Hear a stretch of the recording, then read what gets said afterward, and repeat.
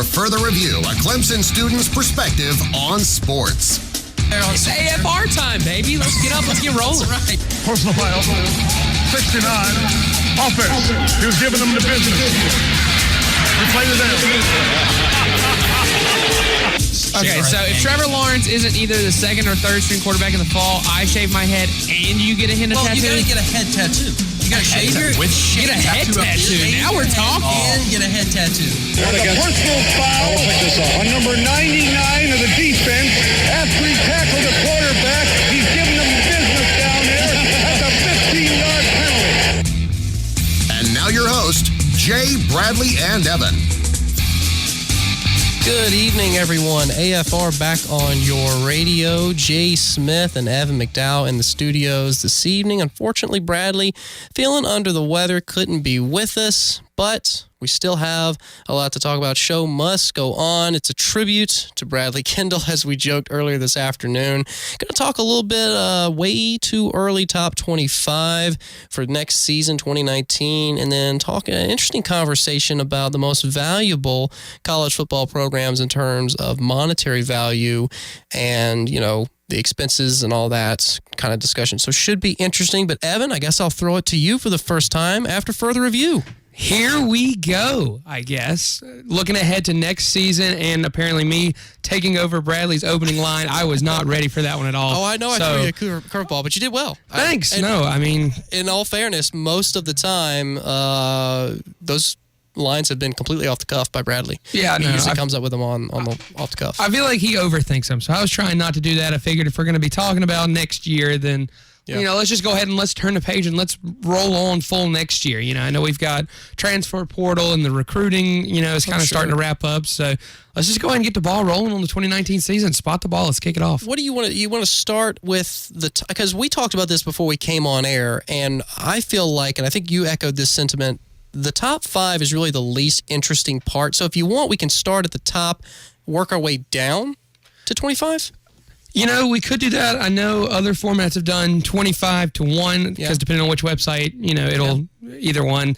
You know, let's start at the bottom. Let's start with the most unpredictable and work our way up. And then you never know. Sometimes a couple of the, you know, top 5, maybe 2 or 3 of them will be in a different order, and that'll, you know, generate some buzz too. I just want to see how different we are to start off with. Okay, I mean, that's fair. I think, you know, again, there is a lot of disparity, and you mentioned this right before we came on. You can throw a number of teams in these 15 to 25 ranking slots, and it's pretty much open to interpretation. But at 25, I had Missouri.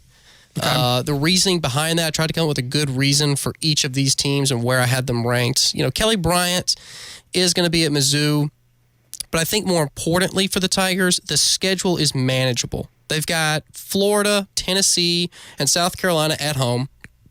Then they have Ole Miss and Arkansas in crossover play. But I really think that this schedule, plus adding Kelly Bryant, who we know, I mean, he won 12 games here as a starter. The kid can play, bodes well for the Tigers. I mean, they may not be, you know, raising a ruckus in the SEC for a few more years, if, you know, any at all, you know, in the near future. But I still think that they could have a good 8-9 win year. Yeah, I think if Kelly does elect to stay, because I know with their postseason ban that they were just leveled with, there was some talk about, is the NCAA going to let Kelly transfer again? And is he going to transfer again?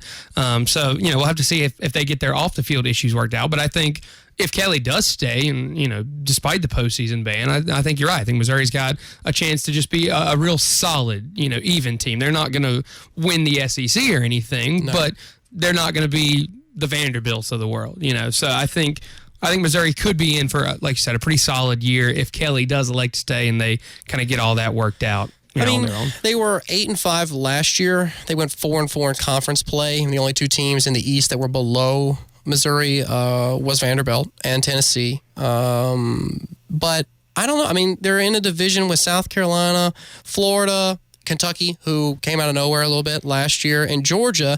The only 2 powerhouses that I see in the East right now are Georgia and Florida. I think we can agree on that. And TBD on Kentucky. I'd like to think they're going to continue their momentum, but we really just don't know yet. So I don't think it's unrealistic for Missouri, if you're, you know, looking at their 2019 schedule. I mean, out of conference schedule is a walk in the park, except for that West Virginia matchup on September 7th. I mean, they've got Wyoming to start the season. That is a road game, but I think they can take care of business there. They've got, who is this week 3? The Southeastern Missouri State Redhawks. There we go. I love that matchup already. You'd like to think that they could take care of business in that game. They have Troy. That could be a tricky one. I mean, as we've seen firsthand. That's not a gimme game. But really, you look at their conference play, and we talk about this at the top of the segment, it's not too terribly difficult. They do travel to Georgia between the hedges on November 9th. But honestly, other than another road trip to Kentucky, I'm not seeing too many losses on the schedule. You think they have a chance against West Virginia because it's at home? You don't know, because you don't know what West Virginia's identity is without Will Greer and without Dana Holgerson. I know. So we really, at least for me, West Virginia's a major wild card looking ahead to next year. I know that Kelly Bryant can play. We've seen it. So honestly, I'm thinking I would lean towards the Titans. Now, obviously, they have lots of questions, and they need to iron some things out, off the field, on the field, and all that. And it is week 2, so they're not going to be in mid-season form. So there could be some mistakes, could be sloppy play, but I don't know. I think I'm more high on the Tigers because of their softer schedule, I guess, comparative to the rest of the SEC, and the fact that Kelly's there, and he has proven himself to me in more ways than one. Yeah, and like you say, with Kelly and the experience and that schedule, shooting for third in the SEC East is not out of the question. No. And, some of those games that could go either way, like the Kentucky or the West Virginia game, you might get those and you might mess around and win 10 games if you win the bowl game. And Missouri's been there before. Man, they've been at the top of their division in the SEC. Yeah, it wasn't that long ago. They had guys like Chase Daniel, and that was a top 5 program in the country. Now, obviously, that was, different coaching staff and different situation. But still, like you said, Missouri's capable of handling that success. So if they go 8-5 or better again next year, I think they're satisfied with that. Who'd you have at 25? I went with Nebraska. I was looking at probably 5, maybe even 6 different preseason, way too early preseason top 25 articles. I think at least one of them had Nebraska at the 25 slot. Now that's interesting because they were, 4-8 last year? They were. So you're expecting a bounce back, a pretty significant bounce back. Yes, at least at the front end of the season, because the last year's first half of the season could not have gone worse for Nebraska. They lost a couple really close games. They were 0-6, and people were already questioning the Scott Frost hire. And then they went on to win 4 of the last 6, and kind of felt better about themselves towards the end of the year and going into next year. Like you talked about with Missouri, their schedule is also pretty favorable. And they've got Adrian Martinez back, their dual threat quarterback who accounted for 25 total touchdowns last year, over 2,600 yards in the air and over 600 yards on the ground. So that kind of dual threat action in the Big Ten we don't see a lot of. Yeah. And so if he can kind of figure his game out and kind of tweak some of those imperfections under Scott Frost, who we know is a pretty good quarterback coach. If you look at Mackenzie Milton and some of the success he had at UCF just turning that program around, then, if Adrian Martinez can hone that in and Nebraska as a team can figure out some of these inconsistencies, because that was their big problem, especially in the first half of last year, was, just not being able to be as good as they could, as often as they could. And that was why they dropped a lot of those really close games early in the year. So I think if they can kind of get that work down and be more consistent, you're looking at a 7-win team, 7-5, I think would be fair to give them. I mean, I'm looking at the first few weeks of their season, South Alabama, Colorado, Northern Illinois, and then Illinois on the road. Like, you would think that gives them ample opportunity to figure out what they need to do, fix it, to prepare for the biggest game of their season, Ohio State coming to town September 28th. Now, and that helps, too, that it's at home. So if that is some kind of toss-up game at that point in the year, you've got the added benefit of being in Memorial Stadium. And you're absolutely right. And don't get me wrong, if they're 4-0 going into that game, and things are, they look like they've got most of their pieces together, they've kind of, had a sort of a resurgence in the revitalization of the program, because Nebraska hasn't been relevant for a long, long time now.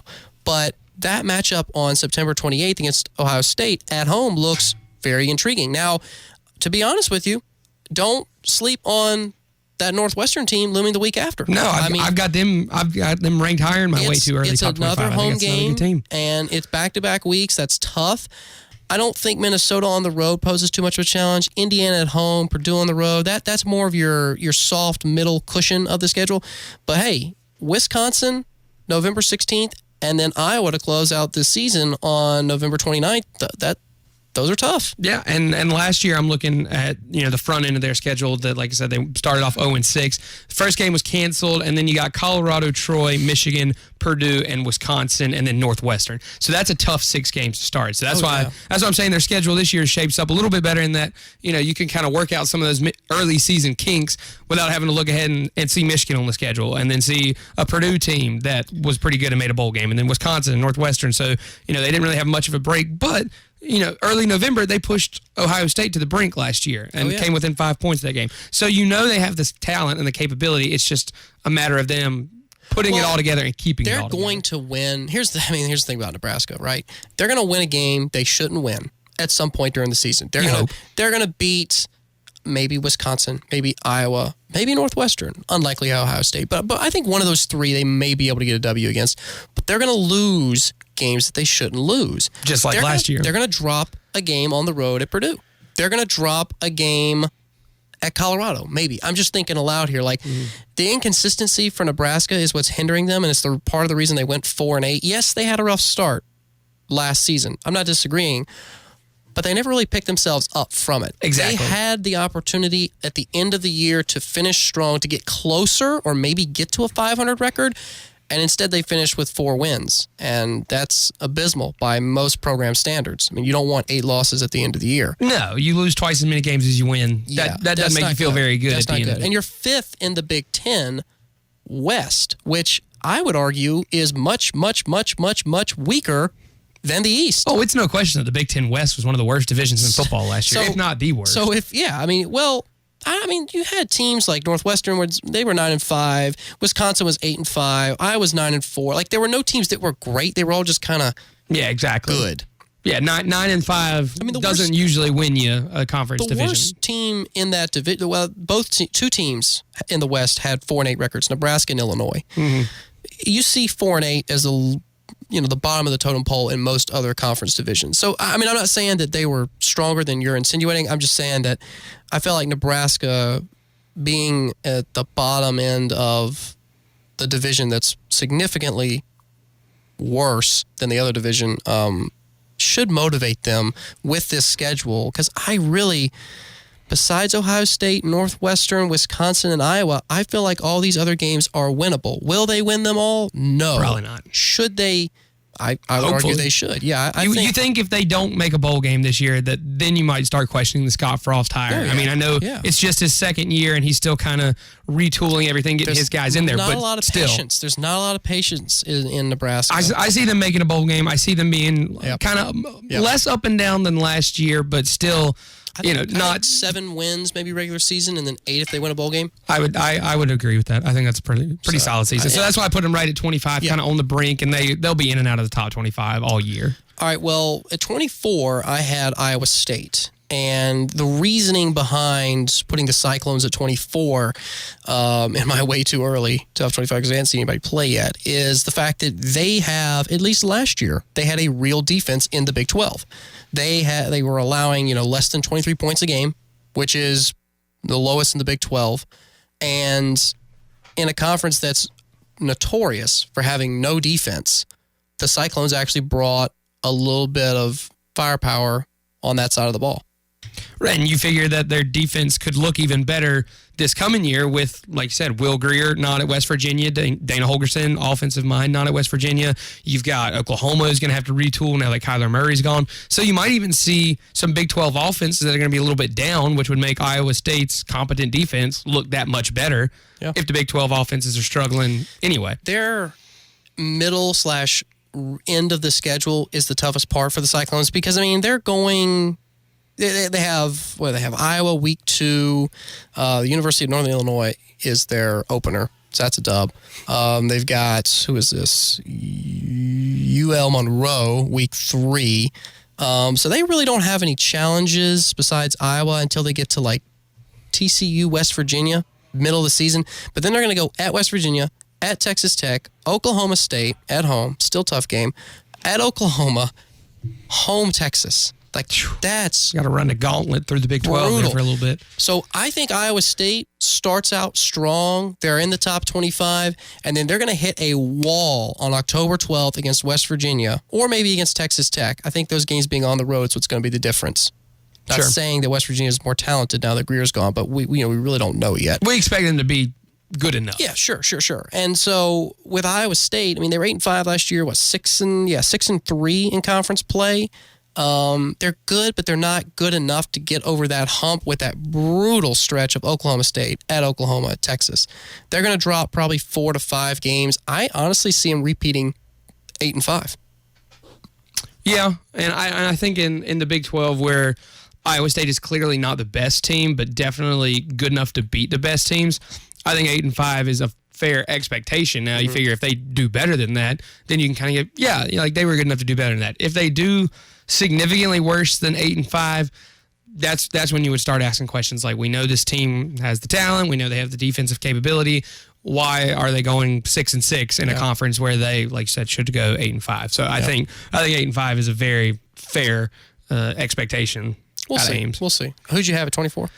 I went with Kentucky, and I wanted to put them higher because, like I said, they were a pleasant surprise in the SEC East last year. I know they were projected to finish last in that division, and if a couple, coin flips had gone their way, then they could have messed around and won that division. But that being said, their leading rusher, Benny Snell, is gone. Their best defensive player, Josh Allen, is going to be gone. So that 10-win team that beat a pretty good Penn State team in the Citrus Bowl is going to look a little bit different. But they have 8 home games. They you're got some already tough road games, though. They do. At Mississippi State, at South Carolina, at UGA, Vandy, but still, you're right. 8 at home, but boy, that helps a little bit. Those road games are and tough. And despite, like I said, losing Benny Snell, Josh Allen, and a couple others on defense, they're still returning the 2 main quarterbacks that they used last year. I know they used one kind of toward, at the beginning of the year. The other one kind of stepped in and won the starting job and finished out the season pretty strong. So both of those guys are still going to be back. So with the talent returning to Kentucky, I expect them to be a ranked team and still, maybe compete, like I said, for that 3rd place spot in the SEC East. But I think it would be tough for them to win 10 games again, just because the running game is not going to be as strong. And as good as that defense was last year, kind of after that Georgia game, it started to unravel a little bit. Guys got hurt. And with some of that talent being gone, it might be hard for them to keep that level up. But I'm not counting them out. It was a historic season for them last year. They won 10 games, which I'm not exactly sure how many times they've done that before in program history. I'm going to go out on a limb and say not many. It was a big deal. I mean, it really came as a surprise to a lot of people, myself included. I think even if they split their road schedule, that really wouldn't be that bad. I mean, if you're beating Mississippi State and Vandy on the road, you drop to South Carolina. I mean, eventually, whether we like it or not, South Carolina will beat Kentucky. And with it being on the road for Kentucky this year, this could be the year. What is it? It's been 5 in a row now, I believe. Yes, South Carolina's looking down the barrel of 5 in a row to Kentucky and Clemson. I don't see them. I don't see them losing their 6th in a row to Kentucky with it being at home for South Carolina. So all I'm saying is that if they get through their road schedule 2-2, they're going to probably drop another game at some point. Florida is one I would circle, or Missouri. You just don't know how Missouri will be doing later in the season. That game's October 26th. So if you're Kentucky and you're 8-4, 9-3, maybe you could get to 10 wins with a bowl win. But like you pointed out, that was a gem, and your gut tells you they're probably going to be sitting at 8 to 9 wins at the end of the year, which is still for a basketball school. No. This is like a little bit, honestly, better than what we saw Duke do several years ago. I'm thinking back in the Manziel era when Duke played Texas A&M. What was that? The Chick-fil-A Bowl or Belk Bowl, something like that. I think it was it was like 55-52 or something in the final score. Mm-hmm. But no, I think if you're a Wildcat fan and you're a Wildcat football fan, like you have reason to be excited for the first time for August, maybe ever. But definitely for a while, you're actually kind of looking forward to football season as opposed to just waiting for basketball season to tip off again. And we may have to go to a break before we continue this conversation, but I want to, when we come back, I want to talk about Kentucky's chances, making an SEC championship, what that would look like, who they'd likely be playing, and if they even have a chance. So that's going to be on the next side of the break. Stick with us. Have you ever looked at your carpet after a cleaning and thought, man, what is that gunk and residue they left behind?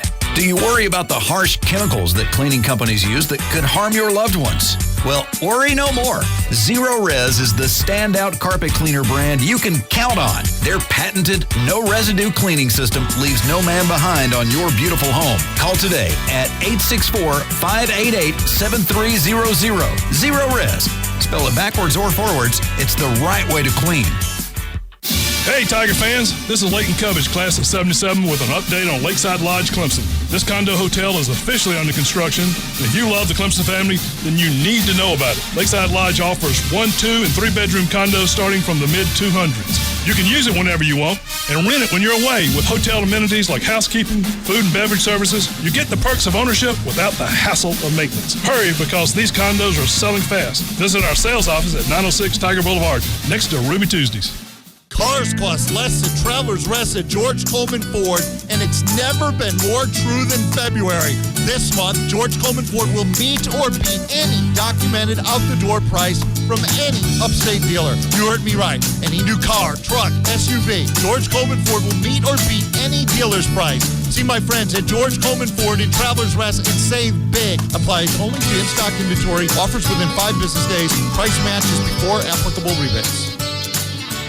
Do you have a used vehicle for sale? LKQ Pick Your Part is always buying used cars and trucks. Any condition. LKQ Pick Your Part wants your vehicle. We are constantly updating our inventory and will buy your used car, truck, van, or SUV. We handle the paperwork and you get paid. It's that easy. Call today. 1-800-962-2277. That's 1-800-962-2277. Not running? LKQ Pick Your Part will have your vehicle towed for you. Log on to our website for a free quote or call 1-800-962-2277 today and get paid. Washington has come to its senses by reducing our tax burden.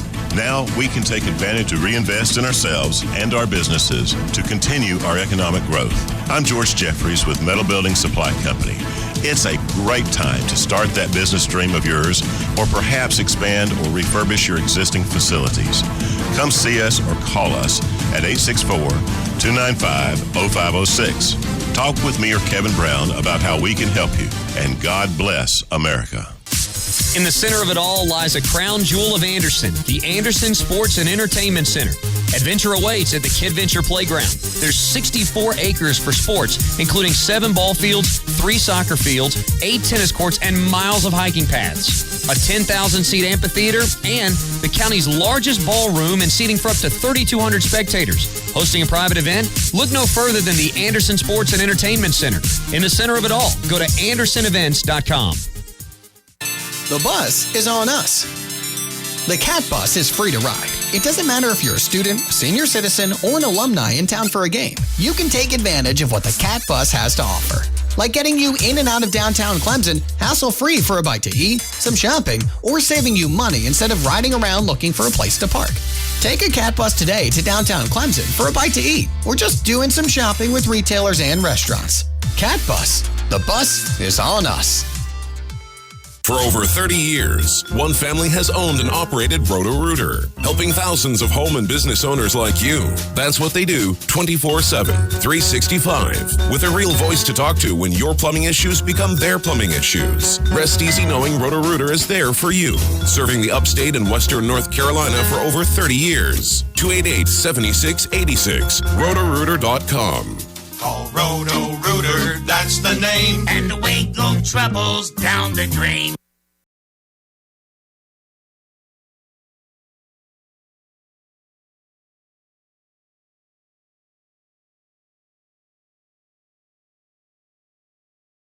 Evening. The weather today in Clemson was less than ideal, kind of dreary. Didn't really ever rain, but it was just misting the whole time. Evan, you had class today, didn't you? I did. I had a golf class this morning, which got canceled. Well, no, we were in the classroom for about a half hour, and then he said, "Hey, if you want to play, go ahead." And all of us looked outside, got up, and left. Oh my God! So you had to go out to Woodhaven because that's where that what is it, leisure skill golf class? Yeah, that's it.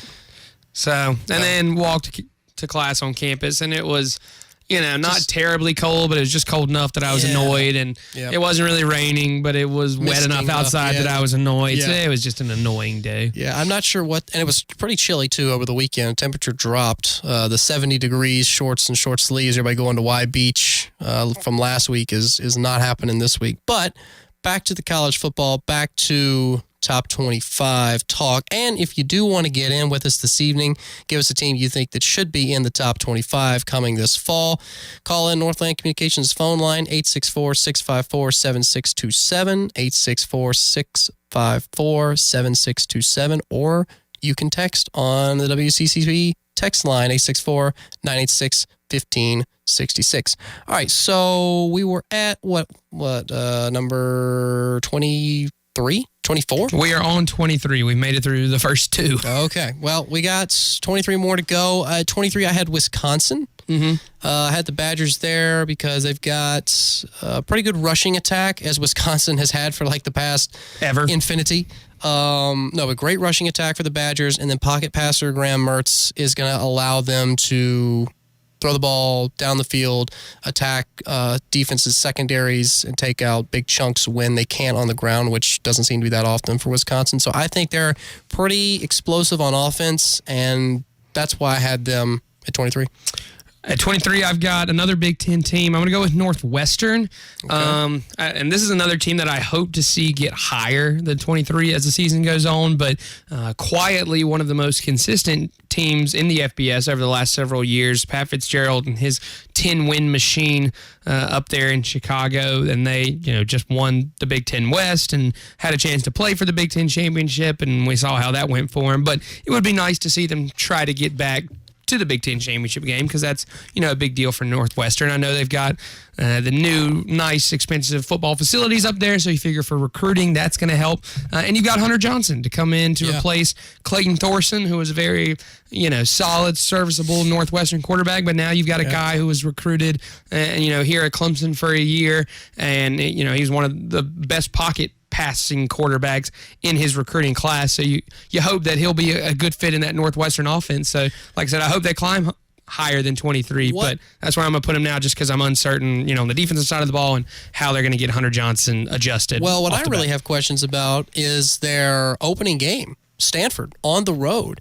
That's no easy test. No. And so, they're looking down the barrel of a pretty tough start to the 2019 season. Now, say they get over that. That would be a pretty impressive win in my eyes. UNLV should be able to take care of that at home. Michigan State, who hasn't looked like the Michigan State of the last few years. Wisconsin away, Nebraska away. You do have Ohio State. You're going to host them October 18th. Iowa. So that's a stretch of 4 games. It could be pretty tricky. The end of the schedule for them, though, is pretty soft. Purdue, UMass, Minnesota, Illinois, Indiana. Not too worried about those games. Yeah, I think, and this is true of probably a lot of these potential top 25 teams, is we're going to find out a lot about these teams very early on in the year, because a lot of these teams, and I'm sure we'll get into this later as we get to some of these that are going to be higher in the rankings, they have tough tests early in the year, whether it's week 1 or still early on. I mean, I know we've talked about A&M, and LSU and Texas, and some of them playing each other. And of course, like you just mentioned, Stanford, Northwestern will be a good early season matchup. So we'll get some of this shaken out within the first couple weeks, undoubtedly. Well, it's for me, the biggest thing almost is margin of victory. How badly is Northwestern beating Stanford? How bad is Stanford beating Northwestern? I mean, I think a good comparison to this, it would be last year, Clemson playing A&M. And everybody just kind of not really sure what to make of A&M until it was a 2-point game against Clemson. And everybody was like, oh, Jimbo Fisher came to play. And this game was at home for the Aggies. Yes, they were down for the majority of the game. It was very similar to Notre Dame, where Clemson kind of came out early, established a pretty solid lead, and then you could argue that they allowed A&M to get back into the game, or A&M clawed their way back into the game. Again, different discussion for a different day. But the point is that when I saw the outcome of that game, I was thinking more along the lines of, oh, A&M is legitimate, rather than Clemson just didn't show up for whatever reason. You follow what I'm saying? Yeah, and I think that discussion certainly comes into play from the committee's perspective, probably when you're looking at who number 4 is going to be, at least last year, because 1 through 3, they were all undefeated. that one was, those decisions were pretty simple. But then when you start looking at number 4, you take wins and losses into account, and you mostly look at who they lost to, and then when that playing field is pretty even, then you look at how they lost. And specifically, I guess I'm talking about Oklahoma versus Ohio State's resume, because Ohio and even Georgia, even though Georgia had more than one loss, so they were kind of discounted from the get-go after the crash and burn in the SEC championship game. But on paper, if you just looked at wins and losses, Oklahoma lost a game, Ohio State lost a game. Those numbers are even. If you look into those losses, Ohio State gets blown out by Purdue. Oklahoma, plays Texas pretty close and then ends up beating them later on. So that's kind of the determining factor. So, yeah, I think margin of victory is important later on. But, just to play devil's advocate for now, I think after the Clemson A&M game last year, we looked at, okay, they started a freshman quarterback. That's a hostile environment. Texas A&M had a really good game playing. Like, there were factors that went into why that game was so close. And I think you and Bradley and I mentioned this maybe last week. I don't even know if it was on air or not, but we talked about how we thought, despite the final score of the national championship game, we really didn't think Clemson was honestly 30 points better than Alabama. Oh, yeah. They were on that day, but consistently, probably not. So that's why margin of victory can sometimes be misconstrued, I feel like. I think another important factor that a lot of people overlook, because you said this when you mentioned Northwestern, they've been kind of hanging around the last few years. Like, Pat Fitzgerald's done a good job building a program there. They have, top-notch facilities. They're bringing in high-caliber talent like Hunter Johnson. Here's the thing. They're playing in the Big Ten. They're in the Big Ten West. You were kind of down on the Big Ten West in the previous segment, which is understandable. Northwestern is right now head and shoulders, if you look at last year's record, above everyone else in that division. They were 8-1 in conference play. Second place was Wisconsin at 5-4. You had Purdue 5-4, Iowa 5-4, and then everybody else had 6 or more losses. So Northwestern dominated division play. Now, here's the caveat. When they got to that Big Ten championship, couldn't get it done. Right, and we know that those teams on the other side of the Big Ten I don't even know if farly is the word, but they definitely outmatch those on the other side. So the biggest game to me on Northwestern's schedule is not at Wisconsin September 28th. It's not Iowa. It's not even at Nebraska. It's not even at Stanford. It's Ohio State.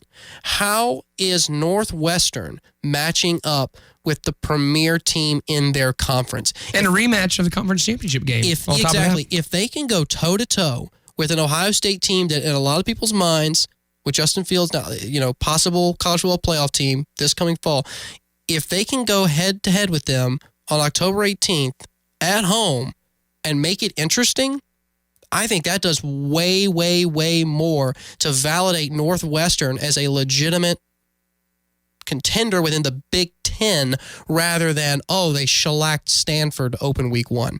Because we all know what can happen week 1. Like, there's flukes and teams aren't necessarily prepared and all that. And yes, it is a road trip, but that game with Ohio State, I'm circling because that's going to tell me everything I need to know about the Wildcats and where they stand in the Big Ten hierarchy. Because, right now they're dominating their division. But do they realistically have a chance of winning a conference championship? Well, let's say they play that game close. You get a rematch in the conference championship game, and all of a sudden maybe Northwestern squeaks by Ohio State with, new quarterback, new head coach. They might beat them in the regular season, and that's all the motivation you need for the conference championship game. So I think you're right. I think it'll be interesting to keep an eye on Northwestern from that perspective. Yeah. All right, well, let's see. Going to 22, I had Army.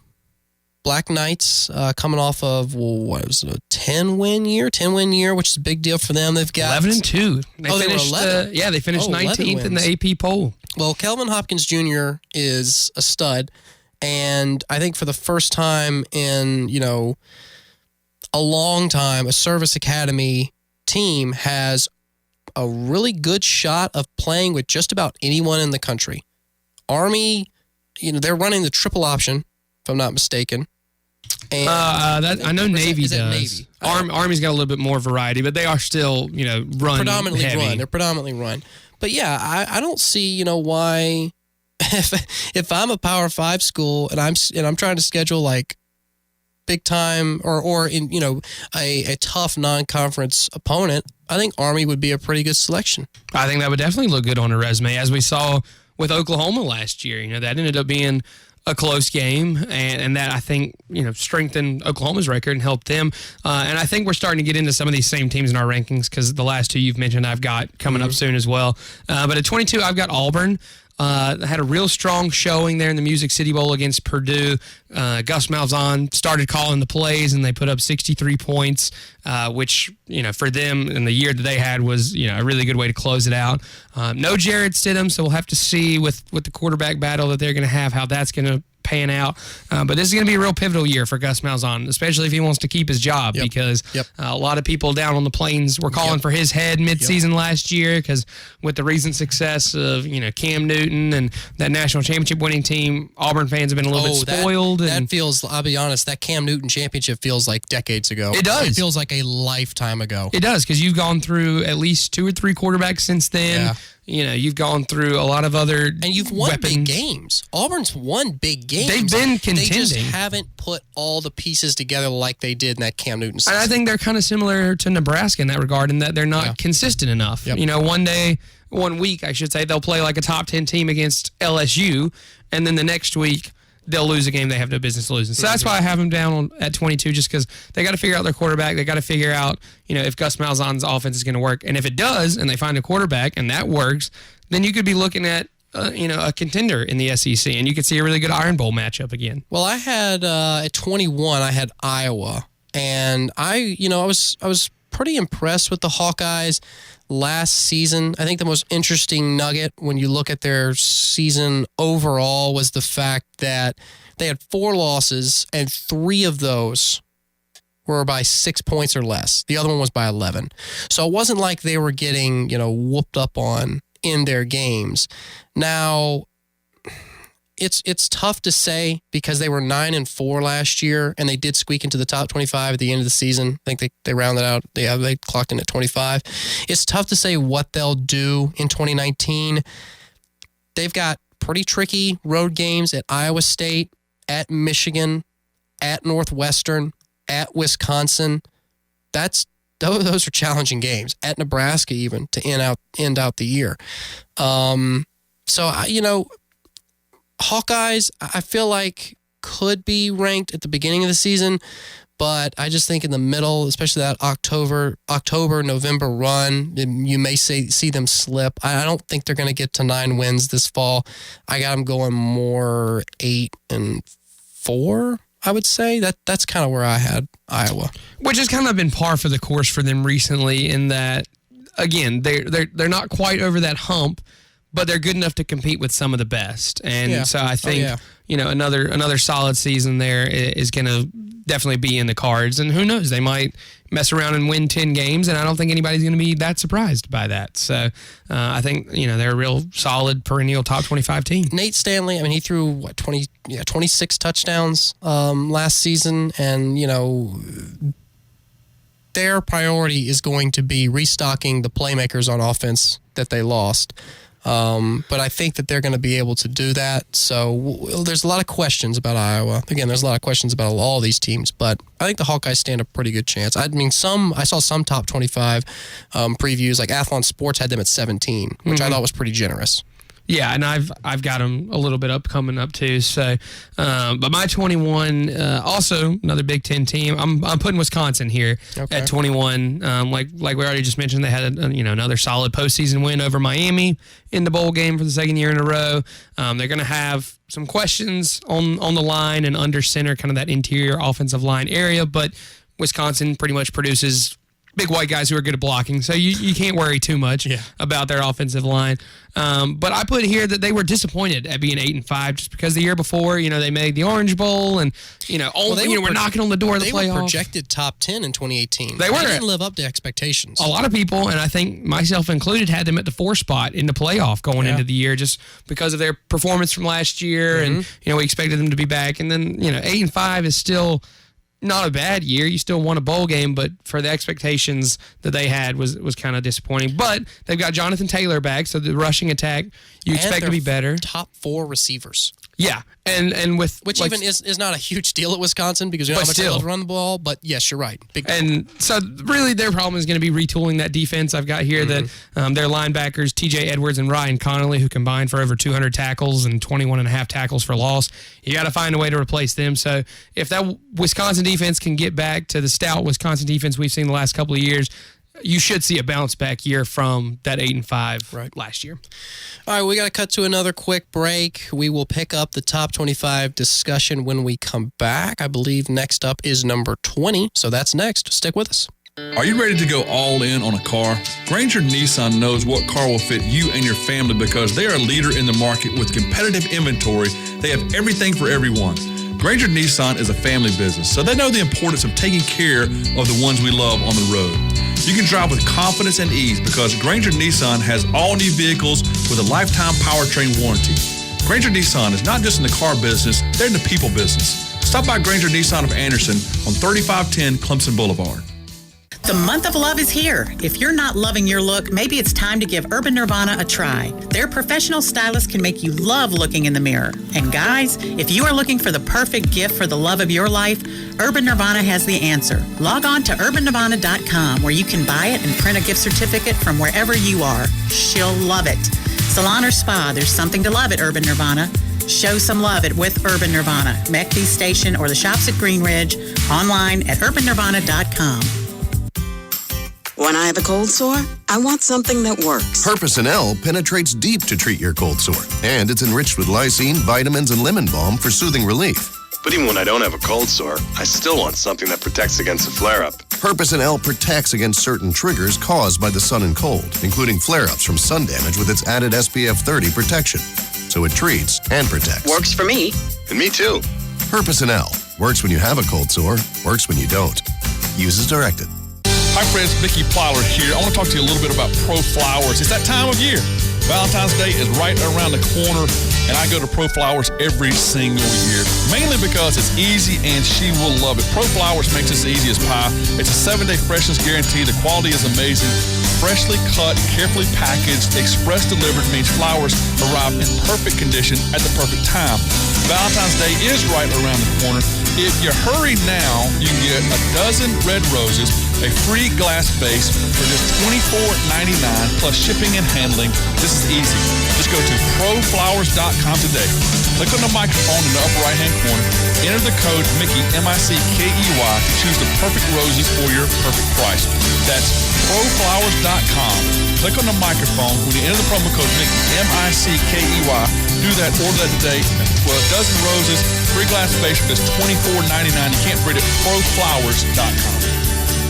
The new year is here, and it's time to get ready for Seneca's Half Marathon and 5K, brought to you exclusively by Henry Ramirez and his staff at Upstate Medical Associates. It's coming up on March the 16th at 8 o'clock for the 5K start, then 8:15 the Half Marathon gets started. It's going to be a lot of fun. We've got a great t-shirt this year we're giving away, plus we've got the sleeves, we've got the buffs, we've got a towel, we've got a great medal just for finishing the Half Marathon, plus it's going to be a lot of fun too. Hey, go ahead and sign up, swing by City Hall, or go by the Shavers Recreation Complex and pick up an application right there. $25 for the 5K and $50 for the half marathon. We got 313 Cafe going to be out there with the post party once you finish the 5K and the half marathon. And of course, Core 24 is right there to kind of root you along. Bradley's Jewelers is involved with a nice prize to give away. And Julian Davis will be there to kick everything off. It's going to be a fun day, March the 16th. Go ahead, strike it off your bucket list. Get your resolution for Seneca's half marathon and 5K, brought to you by Upstate Medical Associates, Henry Ramirez and his gang. Tax refunds are on their way,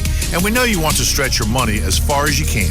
At the Mattress Outlet in Seneca, we want to help. Right now, buy a brand new Beauty Rest or Serta mattress for everyone in the family with discounts up to 70% off our everyday low pricing. And that's not all. Through February, receive an additional 10 to 15% off select Serta models during our Serta clearance sale. Don't miss out on these deals. Open 7 days a week.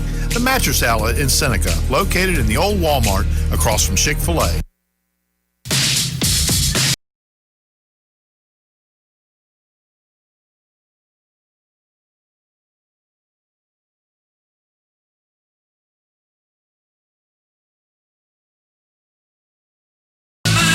tell you what's got me going out of my mind is all these projects that got thrown on me in classes this week. It was like every professor I had on Friday was like, oh yeah, by the way, you have a major project this coming week. So here it is. Poof. And it's been stressful, but we'll get it done. Let's go back to the top 25 preview. We're cracking the top 20 now. At 20, I had Auburn. And Evan, I think you had Auburn at 22. That is correct. Yeah. So I think we agree that Malzahn is starting to feel the heat. The seat is getting a little warm, so to speak. Auburn, since the championship with Cam Newton, which, was 2010? Was it that long ago? Almost 10 years ago? I think it was 2010. It was sounds either right. 2010 or 2012, and I'm pretty sure it was 2010.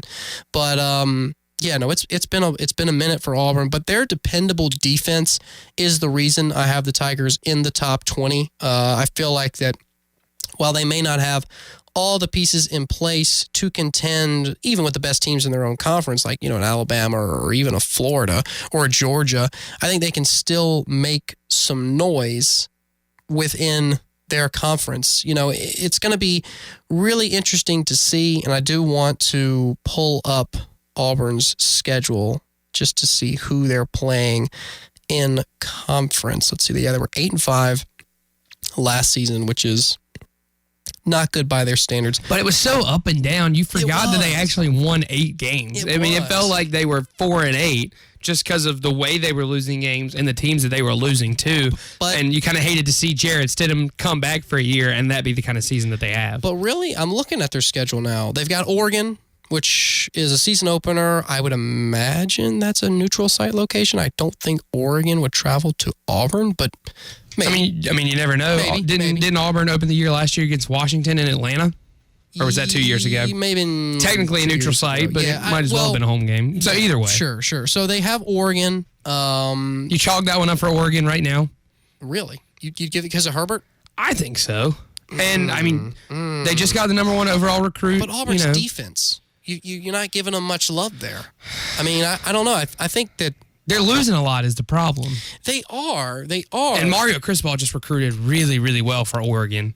Yeah. I don't know if you saw that. They were like maybe top 3 in the country when it was all said and done. But you've got guys like Derek Brown, Marlon Davidson, Nick Coe's also back. So their D-line's going to be formidable. I mean, we talked about this in the fall a lot. The only other D-lines that could be any comparable to Clemson was Auburn. And those guys, some of them are back. So I feel like if they get after Herbert and it's a low-scoring game, maybe now, sure, for right now, give them the benefit of the doubt. And I'm looking here, too. Auburn also has safeties coming back. They've got Daniel Thomas, Jeremiah Denson. So their secondary should stay same caliber that it was last season. But they're probably going to have bigger questions at linebacker. That could be their weak link because they lose, 3 starters from last season's squad. So, yeah, I think a top 20 team, but when I'm looking at their schedule at A&M, that open conference play, Mississippi State at home, that's not easy. At Florida, at LSU, they have 3 road games in a row actually. At Florida, at Arkansas, at LSU. They've got Ole Miss, they've got Georgia, and then they've got Alabama. So the back end of their schedule is just ugh. And it's hard if you're not Alabama to win in the SEC West these days. So if you're not Alabama and if you're not maybe even Texas A&M going into this year, it's going to be tough. I think if Auburn goes 500 in conference play, they should be happy. I think they should end the season with 8 or 9 wins. I think I'll give them 7 for sure. If they win 8 if they're lucky, 9 if they win the bowl game. But if they win all their non-conference games besides Oregon, that's 3. And then they split the conference schedule. That's 7. That's 4 wins. That's 7 and 5. Too generous? I'll give them 7 and 5. But I think they would have to win one of those toss-ups and get kind of lucky against like a Texas A&M to go. They're not going to be ranked at the end of the year.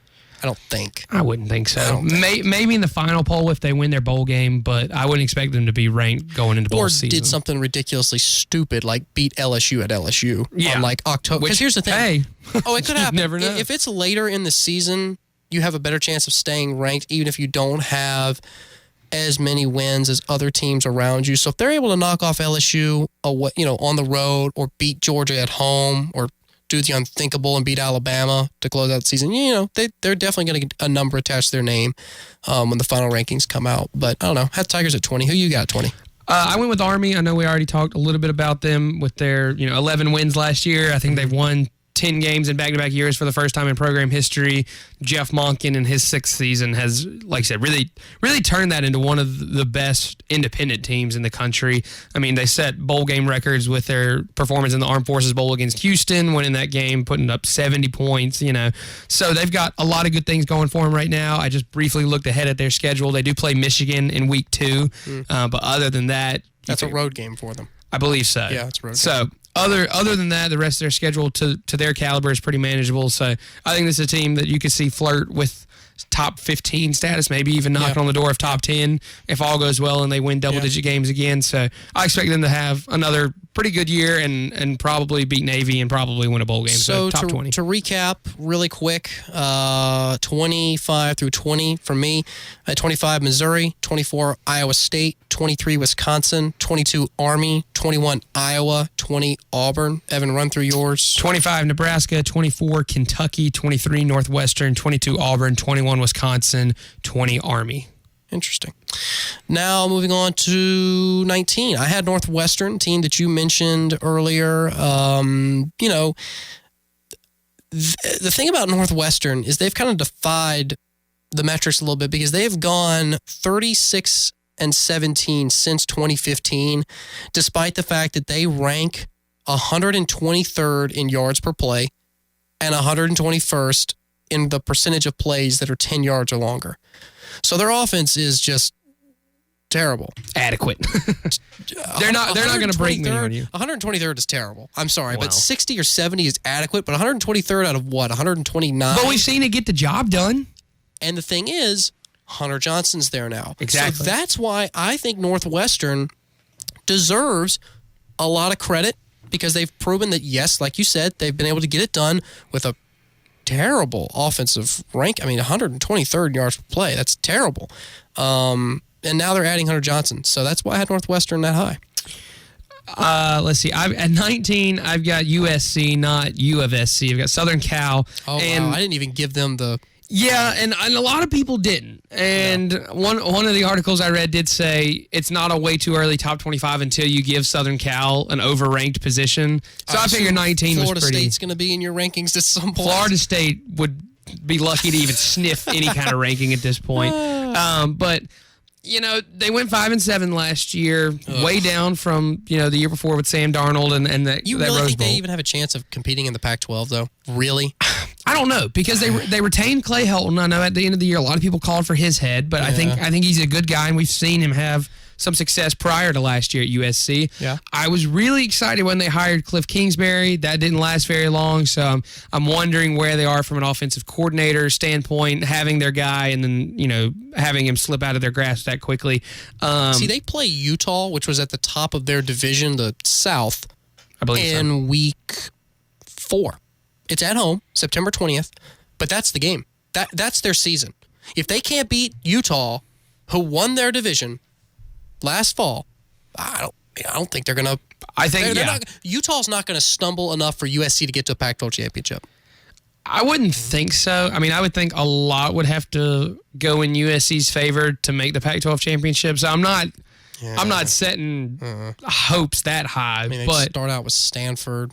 But I mean, if they turn it around enough and go 8-4 and win a bowl game, that's 9 wins. I think that's a respectable bounce back from 5-7. So sure. That's why I have them at 19. But they're one of those that I think could fall in and out of the top 25, or could have a really good surprising year with the way they've recruited and kind of retooled, and maybe they make it in the top 15. But right now, I just got them sitting at 19. All right. Well, at 18, I had Syracuse and Orange. Look, they got a ton of key starters returning for 2019, but they've got one they don't have though. One they don't have is Dungy, but 2 transfers are coming in that are going to cause a little bit of excitement. They've got running back Abdul Adams, who's an Oklahoma transfer, and then a receiver from Michigan State, Tristan Jackson. And so that's going to add some playmaking ability on both a wide receiver position and a running back position to what we talked about is an already explosive offense. Just ask Clemson fans. Look, Syracuse's bowl win over West Virginia was impressive. I know West Virginia didn't have Will Grier, but it was still impressive. The Syracuse Orange beat West Virginia in a bowl game, people. Repeat that, let it sink in. So I think the ceiling is the roof if you're Syracuse. They're getting some help from transfers. They're returning some key starters. Yeah, they don't have Dungy, but I love Dino Babers. And I think Dino Babers has got something exciting going on up there on the frozen tundra of Syracuse, New York. So I like the Orange. That's why I have an 18. Yeah, I think you are not alone in feeling really good about Syracuse as a football program under Dino Babers. So I have them coming up here shortly as well. But at 18, I have Mississippi State. I want to put them higher, and I want them to get higher in my rankings, or in any ranking really, because I think that Joe Moorhead has done a really solid job stepping in for Dan Mullen when he left for Florida. I think Mississippi State has been another one of those that can compete, and, consistency has been their problem. Yep. And their quarterback identity with Nick Fitzgerald has kind of been up in the air. He was a good guy. He was well loved on campus, but he couldn't really throw the football. So it'll be interesting to see how this offense does without him. But I think Mississippi State has a chance, to make some noise in the SEC. I think they could be one of those that could knock off a Georgia, or a Mississippi State, or not a Mississippi State, a Texas A&M. This is Mississippi State. Knock off a team like that any given week. So I got them at 18, and I have higher aspirations for them. All right, well, hour 1 is about to wrap up. Don't go anywhere, though. Hour 2 is going to be next. We're going to talk about the rest of the top 25 and most valuable college football programs. Should be exciting. That's next after this break. Stick with us. Safely in the Priority One studios. We are WCCP, Clemson Greenville. 105.5, The Roar. The month of love is here. If you're not loving your look, maybe it's time to give Urban Nirvana a try. Their professional stylists can make you love looking in the mirror. And guys, if you are looking for the perfect gift for the love of your life, Urban Nirvana has the answer. Log on to urbannirvana.com, where you can buy it and print a gift certificate from wherever you are. She'll love it. Salon or spa, there's something to love at Urban Nirvana. Show some love with Urban Nirvana, McPhee Station, or the shops at Green Ridge. Online at urbannirvana.com. I'm a donut nut, I'm a donut nut, I'm a nut for Krispy Kreme. Hi, I'm Glenn Reese with Krispy Kreme Donut Company in Anderson and Spartanburg. We're open 24 hours a day, 7 days a week. Drop by for a delicious donut and a cup of coffee. Pick up a box for your business or church meeting. Share them with family and friends during a time of need. Call Spartanburg and Anderson Krispy Kreme. I'm a donut nut, I'm a donut nut, I'm a nut for Krispy Kreme. Cars cost less than travelers rest at George Coleman Ford, and it's never been more true than February. This month, George Coleman Ford will meet or beat any documented out-the-door price from any upstate dealer. You heard me right. Any new car, truck, SUV, George Coleman Ford will meet or beat any dealer's price. See my friends at George Coleman Ford in Travelers Rest and save big. Applies only to in-stock inventory. Offers within 5 business days. Price matches before applicable rebates. When it's time to replace your roof, there are so many things to consider, from the type of roof you have to the many types and styles of shingles. Gilstrap Roofing understands how each part of our roofing system works together to give you a beautiful and watertight barrier. Don't trust the one thing that really protects your home to just anyone. Gilstrap Roofing has been covering the upstate for 4 generations. Proven, experienced roofers for your home or business. Gilstrap Roofing, 2691232. Hi friends, Mickey Plyler here. I want to talk to you a little bit about Pro Flowers. It's that time of year. Valentine's Day is right around the corner, and I go to Pro Flowers every single year, mainly because it's easy and she will love it. Pro Flowers makes this easy as pie. It's a 7-day freshness guarantee. The quality is amazing. Freshly cut, carefully packaged, express delivered means flowers arrive in perfect condition at the perfect time. Valentine's Day is right around the corner. If you hurry now, you can get a dozen red roses, a free glass vase for just $24.99 plus shipping and handling. This is easy. Just go to proflowers.com today. Click on the microphone in the upper right-hand corner. Enter the code Mickey, M-I-C-K-E-Y, to choose the perfect roses for your perfect price.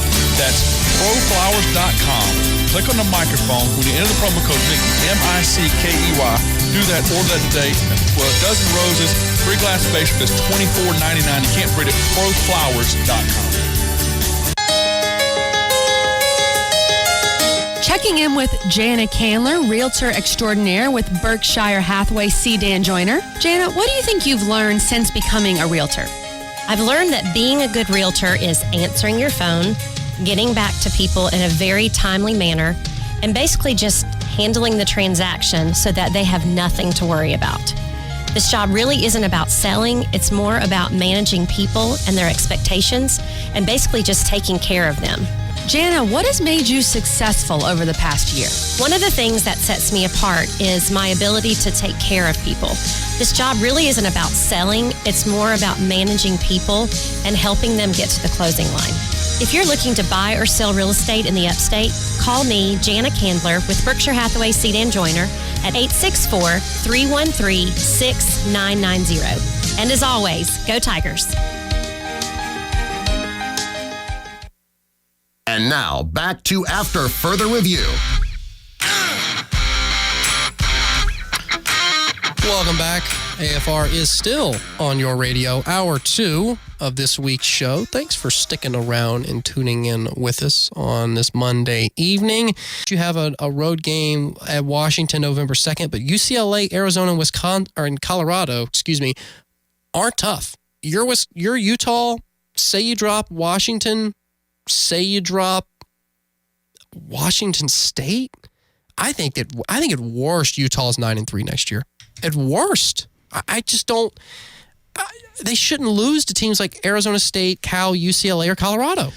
But, I mean, those are also teams that didn't really have an identity last year, at least, with Herm Edwards coming in at Arizona State, Kevin Sumlin coming in at Arizona. Those are returning starters for this team. I feel like Utah's got a lot going for them. No, I think Utah's definitely one of the more solid programs in the Pac-12, and their quarterback's coming back. What, Tyler Huntley? I mean, he had a collarbone injury last season, right? He was out like half the year, but they have the second best coach in the conference, other than Chris Peterson. I mean, Kyle Whittingham has been there for forever and a day. He's a great coach, and we've seen that. So I think they're in good shape, and I think if you had a top tier in terms of teams in the Pac-12, you have Washington, and you have teams like Oregon and Washington State that are up there sometimes. I think Utah is one of those teams that sometimes is a top-tier team, sometimes is a second-tier team. So it's if they figure it out and get the ball rolling, you could see them, like you said, win 10 games. Well, I mean, their defense held opponents to less than 20 points a game, less than 5 yards a play in 2018. That's impressive. Yep. It's an impressive defensive unit, and I think they got a lot going for them in Salt Lake City right now. And and it helps that the rest of the conference is down. Like I said, Arizona State had bad years. UCLA is in the worst shape they've been in a while. They're having to play at Washington, but they don't have to play Oregon. So you dodge one of those two bullets at least. I think the path, and I don't think they're not playing Stanford. I don't see how they couldn't get back to a Pac-12 championship. They would really have to just lose games that I don't think have any business losing. Yeah, I agree. You would hate for all that to go wrong and that kind of thing happen. Yeah. At 17, I've got Iowa. I know we've already talked about them a little bit. I know they're in good shape on the line on both sides of the ball. Their quarterback's coming back. Their secondary should still be fine. A couple articles I read said the interior offensive line and the tight ends would be the main concern, but those are two of the things that Iowa football kind of prides itself on. Yep. So, again, you expect them to be one of those home wreckers in the Big Ten, but maybe not quite over the hump and in contention. So, should be another solid year for Kirk Ferentz and company, and we'll have to tell them to wave at the Children's Hospital for us. But another 8-9 wins for Iowa, I would expect, hopefully, and I think that's another doggone good year. All right, so at 16, I had Washington State. They are going to have to replace Gardner Minshew. But listen, Mike Leach, great coach. Next man up. Yeah. He knows a thing or two about these quarterbacks. So, it doesn't really matter if he's turning to Anthony Gordon, Trey Tinsley, Cameron Cooper, or another graduate transfer. Like, the supporting cast around that position is going to make for a very easy transition. And so I don't foresee, they've got a lot of talent coming back. And they've got their top 4 receivers are all back. running back Max Borghi, he's coming back. So I'm thinking Mike Leach is not going to have too many issues beyond figuring out the quarterback position come this fall. That's why I have them so high at 16. Well, and that was something that going into last year, people already counted him out for, with Luke Falk, graduating out, and with Tyler Helinski, unfortunately, with his situation. Nobody really knew who Gardner Minshew was other than the guy with the mustache that came from ECU, and they didn't expect him to throw for more yards than anybody else in the country, and that's exactly what he messed around and did. So, like I said, with Mike Leach's offense and tutelage, whoever steps in a quarterback, you expect to be in pretty good shape. I don't see him getting 11 wins. Like, they were 11-2 this past year. Right. And I just don't think... Now, I mean, you have at Oregon, you have at Washington, you have at Utah. Like, the opening stretch of the schedule is fairly easy until you get to that Utah game at the end of September. But there's some losable games on their schedule. I think 8-4, 9-3 is a good regular season for them with all the questions they have right now. If you're going for your 10th win in the bowl game, yeah, you've done all right. Yeah, so absolutely. If they're right along that vein, they're fine. 16, I've got Syracuse again. We already mentioned no Eric Dungy, but Dino Babers, arguably one of the top 10 best coaches in the country, definitely one of the best young coaches in the country. Yeah. And you mentioned the transfer running backs that are coming in. A lot of the defense is returning, and there's just a lot of energy around that program right now. And the Carrier Dome is a tough place to play, and Clemson has to travel up there, so they have to feel good about their chances in that game with the way they've played Clemson each of the past 2 years. So I think Syracuse could seriously, make some noise in the ACC, and who knows, they could, they win that game over Clemson in the Carrier Dome and make it out of the conference play unscathed. All of a sudden, you're playing for an ACC championship game. So I think Syracuse has some pretty high expectations, but it'll be a matter of living up to those high expectations. That'll be their issue. All right. Going to the top 15 now. At 15, I have Notre Dame. And, so to back up briefly, I had Northwestern 19, Syracuse 18, Utah 17, Washington State 16, then Notre Dame 15. We'll get to Evans 19 through 15 once he gives his team. But Ian Book is back. They're losing their number one receiver. And here's the thing about Notre Dame. It's really tough. They're 22-4 over the last 2 seasons. They've posted back-to-back double-digit win totals for the first time since the early 90s, 92, 93 seasons. So there's a lot of stability in South Bend right now. I mean, after Brian Kelly was, 4-8 3 years ago, everybody was calling for his head. I mean, it was by far their best year under Brian Kelly last year. Sure. So from their perspective, you hate that it ended the way that it did. Undefeated run, got to the College Football Playoff semifinal, and got completely outclassed by what ended up being the best team in the country by far. And everyone knew going into that game that Clemson was more talented and should have won the game. I think it's tough, though, for Notre Dame because they're already at a bit of a recruiting disadvantage because they're not in a conference. They're a very academically oriented institution. The way they structure their program obviously is very different from a lot of other schools. And when they get to the big game, I don't remember the exact stat off the top of my head, but it's like the last 8 BCS or like New Year's 6 or semifinal games that they've played in since like back to the 90s, they've all lost. So they get to this big stage, they have these great regular seasons, and they can't do anything in the postseason. And that's really hindering them. I don't care what you do during the regular season. When you're an independent, you've got to be able to beat the teams that you're playing in the postseason. Well, and it's not like that's a result of weak scheduling because we saw the schedule they had to play through last year. It was not easy or anything. It's just a matter of showing up and making your presence known on the big stage. And if they can get to that point, you could see them restored back to the blue bloods that they consider themselves to be. But you've got Georgia, Michigan, Stanford. Oh, they're not going undefeated Virginia again. Tech, Boston College, and USC all on the schedule. If they go undefeated again, they unquestionably deserve to be back in the playoff despite last year's performance. Yes, and that's another discussion for another day. I just am looking at their schedule. I'm looking at who's leaving. I wasn't overly impressed with Ian Book in the semifinal game. Now, that may be because he went up against one of the best defensive lines in college football history, but I got him at 15. 20, I had Army, 19, Southern Cal, 18, Mississippi State, 17, Iowa, 16, Syracuse. At 15, I've got Washington.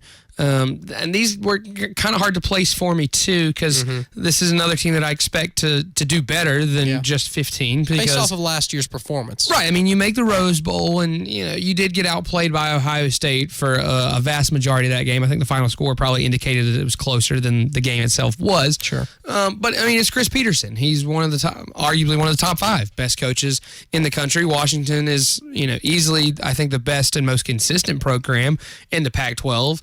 The problem is that you're losing Myles Gaskin, who has been a cornerstone of your offense and the school's all-time leading rusher for the last 4 years.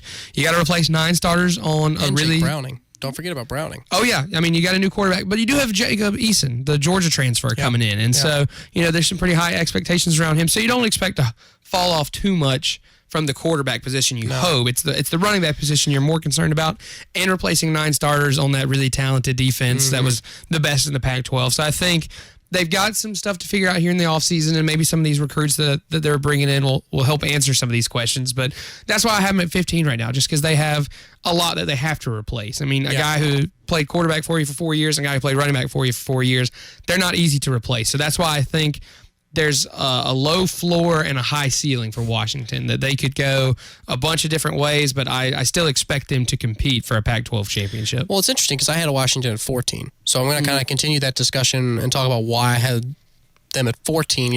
Browning's gone.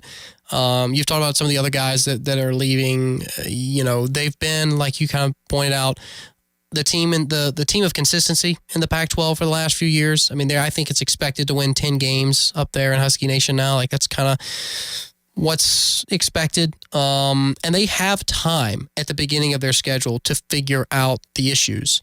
Their first 4 games, you've got Cal, Hawaii, BYU, the Eastern Washington Eagles. That's their season opener. So not too concerned. USC week 5, Stanford on the road, Arizona. They do play Oregon. That'll be a big test. That game is at home for Washington, which could be critical. And then Utah. So tough stretch there in the middle of the season. I don't know if they're going to get to 10 wins this season, but then again, nobody in the Pac-12 might. So you could go 8-4 and win the conference. That's the thing. Year. 8-4, 9-3 may be where they fall, and that may be enough. I mean, now, does that mean that a team from the Pac-12 is going to be in the college football playoff discussion come November? Probably not. I wouldn't expect it at this point. I wouldn't either. But you never know. Team could go hot, get on, go on a run. But yeah, the Huskies, they've been consistent, which is why I gave them the benefit of the doubt in the top 15. 14, you had them at 15, but too many questions right now. We'll have to see. Moving on, this is your turn for 14. 14, I've got UCF, just because they have to be ranked somewhere. I think somewhere in the mid to lowish teens is probably fair for them. And of course, losing a quarterback like Mackenzie Milton, who's been so vital to the success of that program over the last 2 years. And you hate to see him go out the way they did with that just horrific leg injury. And with the videos of his rehab and movement improving, you hope for the best for him just from a health perspective. But, I mean, you do have Brandon Wimbush transferring in from Notre Dame, but kind of as we saw throughout his short-lived Notre Dame career, the guy's not the best football thrower, So, yes, you have experience coming in, but is it really the experience that you want? Is it really the talent that you want? And I know they had the young quarterback who stepped in towards the end of the year to fill in for Mackenzie Milton, and I think was kind of out of his element playing against LSU. I think that was just a little bit over his head, and to his credit, he did well, and the final score was close, and he kept him competitive enough in that game. But we'll have to see how the quarterback battle progresses, and I don't expect UCF to go undefeated again this year. So hopefully we don't have to hear any playoff talk out of the Knights this year. 13, I had Penn State. Trace McSorley is gone, but listen, James Franklin has had 3 straight years of at least 9 wins. Penn State, which for most schools in the country would be great. For Nittany Lions fans, it's surprising, but there's a little bit of grumbling going on. They're expecting this 10, 11 win seasons and these Big Ten championships to start rolling in. But you've got on the quarterback side, for Penn State, they're going to have a senior, Tommy Stevens, and sophomore, Sean Clifford. They're going to battle for that starting position. But the offense right now is going to be able to lean on the running backs that Penn State has, Ricky Slade, Noah Kane, Devin Ford, and an offensive line that's going to bring back 3 starters. Also for Penn State, they've got great linebackers. So some consistency, some, I guess less worries on the defensive side of the ball than the offensive side of the ball. But they do have enough questions, and I don't want to say inconsistent play, but just not always showing up for those big games. And the thing about Penn State is, they've got Iowa on the road. They've got Michigan. They've got Ohio State on the road. Even a Minnesota-Michigan State game on the road could pose a tricky for them. So I don't think it's unrealistic to think they're going to go 8-4 or 9-3.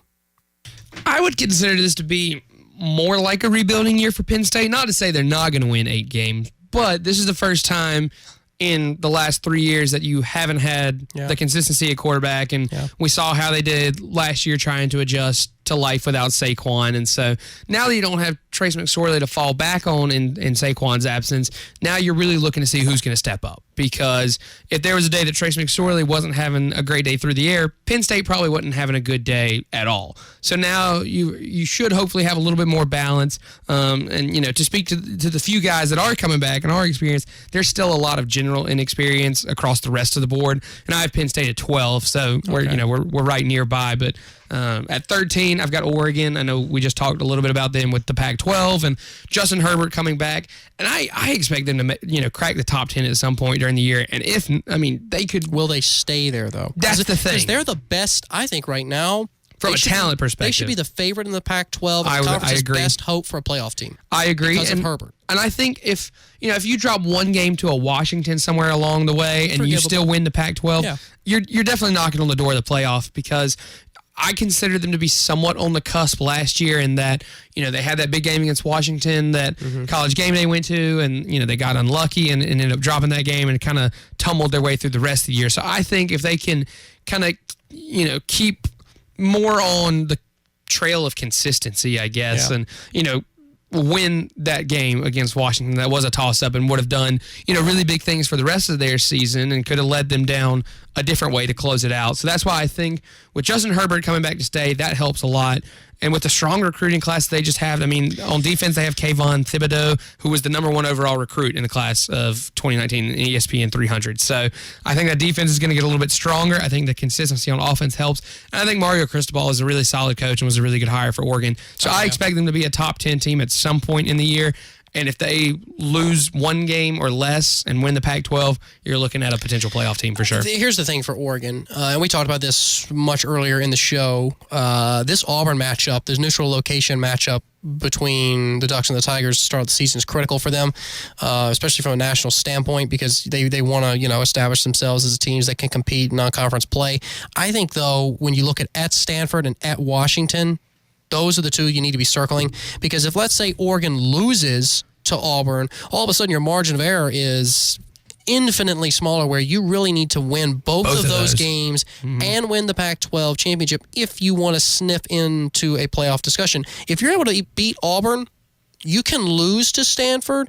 But you'd rather not. You'd rather that loss come to. But you'd rather the loss come to Washington, who's the best out of those three. Of course. If you go 2-1 against those teams and win the Pac-12, I think you're in pretty good shape. Definitely for a New Year's Six Bowl. My thing is, the only loss they can afford is Washington. I think if they lose to Auburn or they lose to Stanford, even if they win every other game on the slate, I don't think they're going to get in. I think they're close. I think they're in that conversation.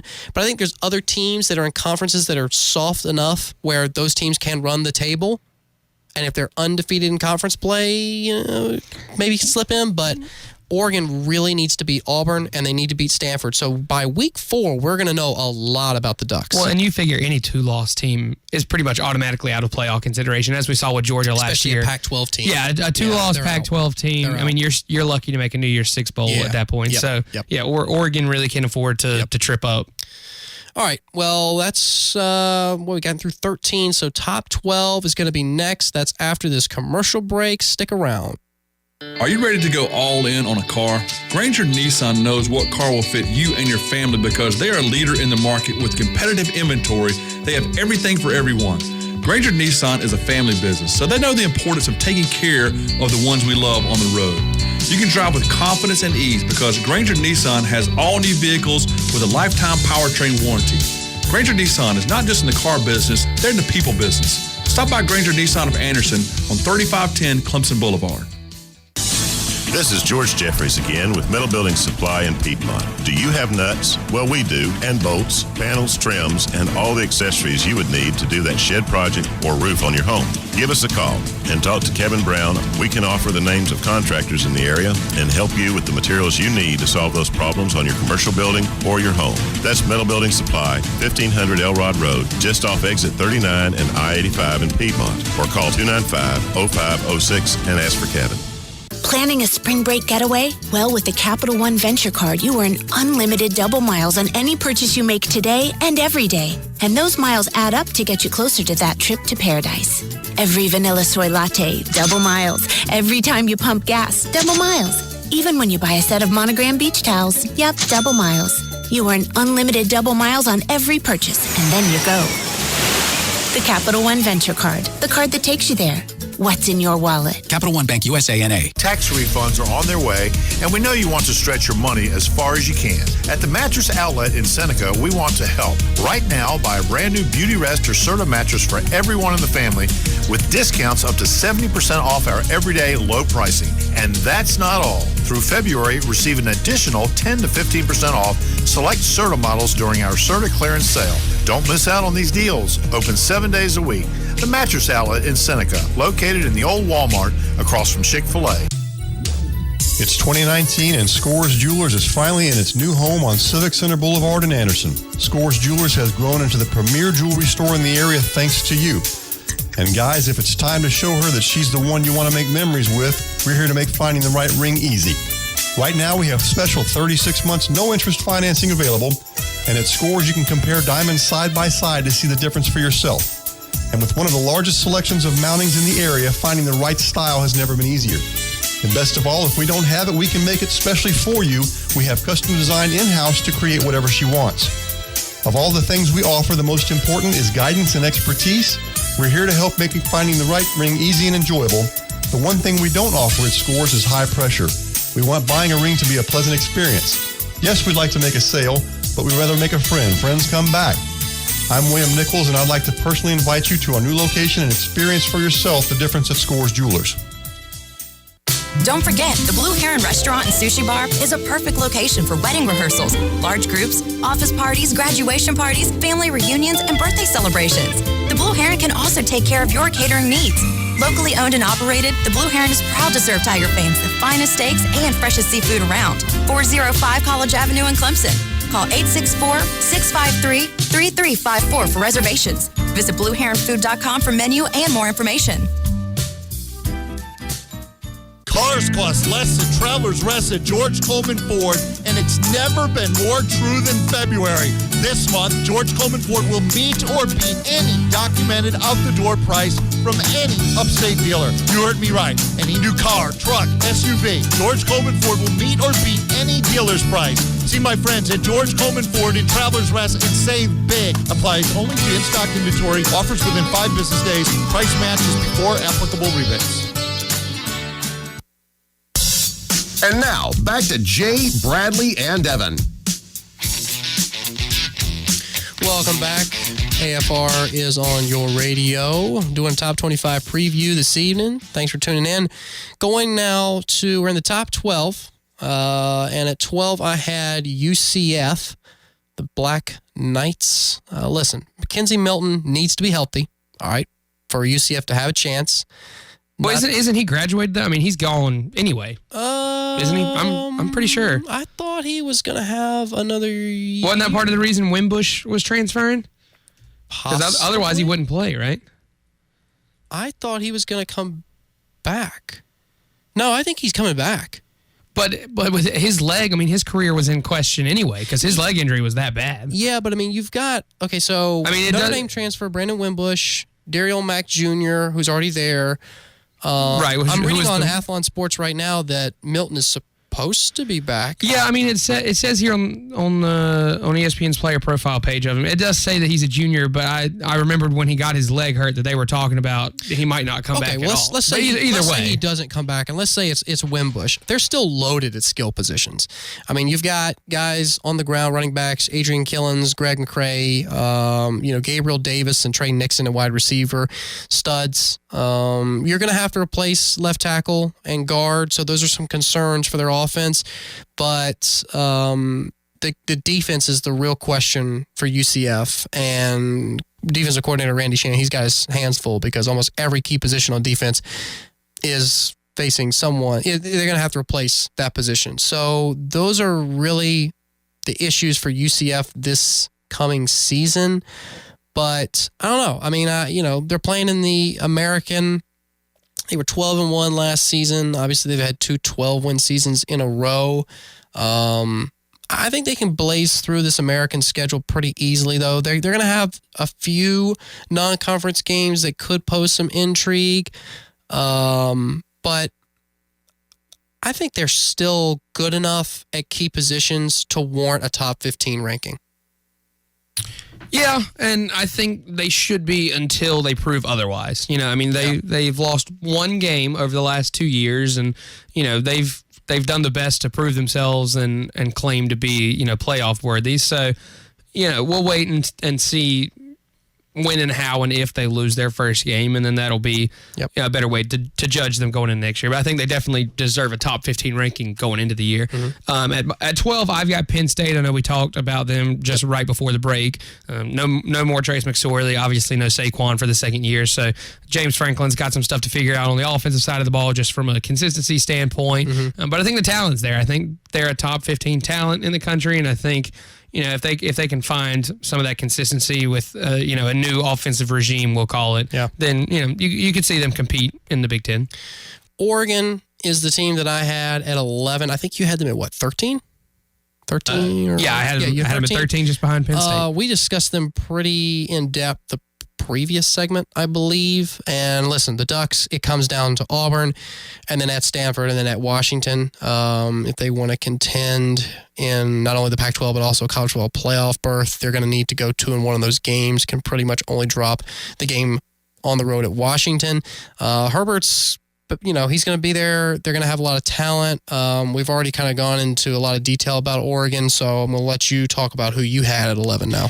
At 11, I've got Texas A&M. I know we talked about them a little bit last week, and coupled with the Texas Longhorns, I'm high on both of those teams. Yeah.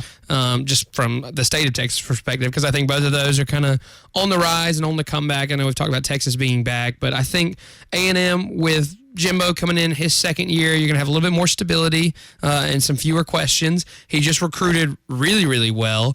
So you're going to have a lot of talent coming in already off the bat. I'll be interested to see how far Kellen Mond has come, because he definitely had those flashes of brilliance last year, the Clemson game obviously being one of them, that if he can keep up that level of play, Texas A&M is going to be competitive in every single game.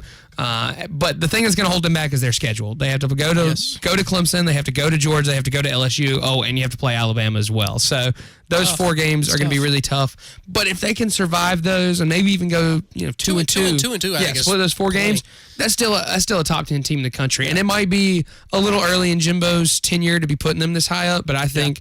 If not this year, then within the next year and a half, you're going to see Texas A&M be a formidable top 10 opponent. I saw a lot last season to make me want to believe in Jimbo. So, I have A&M ranked a little bit higher, but we'll get to them in my rankings a little bit later. Hey, top 10 now. Do we have drum roll sound effect? Is there a drum roll? I've got applause. Is that good enough? How about a dilly dilly? Dilly dilly. Dilly dilly. Dilly dilly. All right, we're in the top 10 now. And at 10, I had LSU. Okay. I would try a Go Tigers impersonation, but I'm not. I'll get that soundbite queued up. Yeah, I'm not quite ready for that. But listen, Joe Burrow, I never thought I'd say this, but Joe Burrow for LSU is going to make them a top 10 team. Now, really? Is he going to go out and murder every other starting quarterback in the country? Because that might do it. Here is what needs to happen for LSU. They need to beat Texas week 2. On the road. That is no small task. Oh, no. So if they're able to get past the Longhorns, all of a sudden, the door is wide open. I mean, your Georgia Southern, your New Mexico State, your Vanderbilt, your Utah State games. Now, I know Utah State, I believe, went either 10-3 or 11-2 last season, but let's say they get through all those games. LSU all of a sudden is sitting at 5-0 going into the second week of October. They've got Florida at home. If they win that game, they're starting to get in the serious conversation for SEC championship game. Now, yes, they've got Mississippi State, Auburn, Alabama, A&M on the second half of their schedule. The only challenge that LSU has on the first half of the year is that Texas game. But I like what I've seen from Joe Burrow, and I know Ellinger for Texas is a gunslinger, so it's not going to be easy. It's not going to be easy. But that's the game that's most critical to LSU's success, because I feel like if they're able to win that game, it'll give them, they'll feel motivated enough like they could get it done. Hard to say how they'll perform against teams like Florida and Alabama. I mean, the Alabama game on the road, I don't expect them to win just based off of how they performed the last 5 years. I mean, I think I saw some crazy statistic after the championship game that Clemson scored more points in one game against Alabama than LSU has in 5 years. But yeah, and LSU was one of those that there for a little while last year, we thought that they were going to be a playoff team, and if they hadn't dropped that one to Florida that they shouldn't have, and if they hadn't gotten blown out by Alabama, there was a couple of what ifs, and ended up having a pretty good year. So I think LSU is definitely one that's on the cusp. I've got them a little bit higher, but still top 10 and definitely top 10. They established that Ogeron is going to be there to stay. I mean, they're in talks right now. LSU and Coach O are in talks for an extension, and rightfully so. He's without question the right guy for that job. Fiesta Bowl win last season. I mean, I think he's done a great job down in Baton Rouge. At 10, I've got Notre Dame. I know we just talked about them and their road test against Georgia, Michigan, and Stanford. And I have them at 10, but I think I told you off the air earlier that they could be anywhere between 6 or 7 and 25, or not even ranked. And I think most people are just going to say I think we've gotten to the point where we're just kind of like putting the teams in ranges. It's like, they could be 4th, they could be 24th. Well, you don't really know. The thing with Notre Dame is nobody knows. I mean, they went undefeated against a pretty good schedule last year, and then got pretty much embarrassed in a playoff game. So I'm interested to see how they'll rebound from that playoff fiasco, how Brian Kelly is going to rebound, and see if he can keep the guys on his side and see if they can once again be a top 10 team, because I think they've shown that they're capable. Yep. It's just a matter of repetition, which we've seen with any other program besides Alabama and Clemson. Success and repetition of success is really difficult at this level. So that's why I think they're top 10 capable, but I don't have a whole lot of faith in them.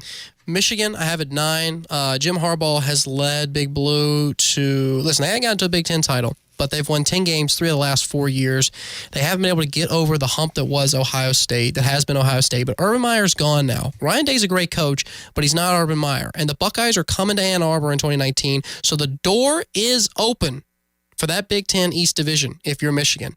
And if they want to get this done, the Wolverines want to have a chance to play in a Big Ten title. Harbaugh and this new offensive coordinator in Josh Gaddis have to find a way to make use of his skill players more effectively. I mean, you've got a trio of wide receivers, Nico Collins, Donovan Peoples-Jones, and Tariq Black that are standout wide receivers, but they need more opportunities. And Shea Patterson's going to have to distribute the ball, and he's going to have to do more if Michigan wants to beat Ohio State and play in a Big Ten title. But I think, and I know Bradley is rolling his eyes, but I think Michigan may be able to do it this year. They may beat Ohio State.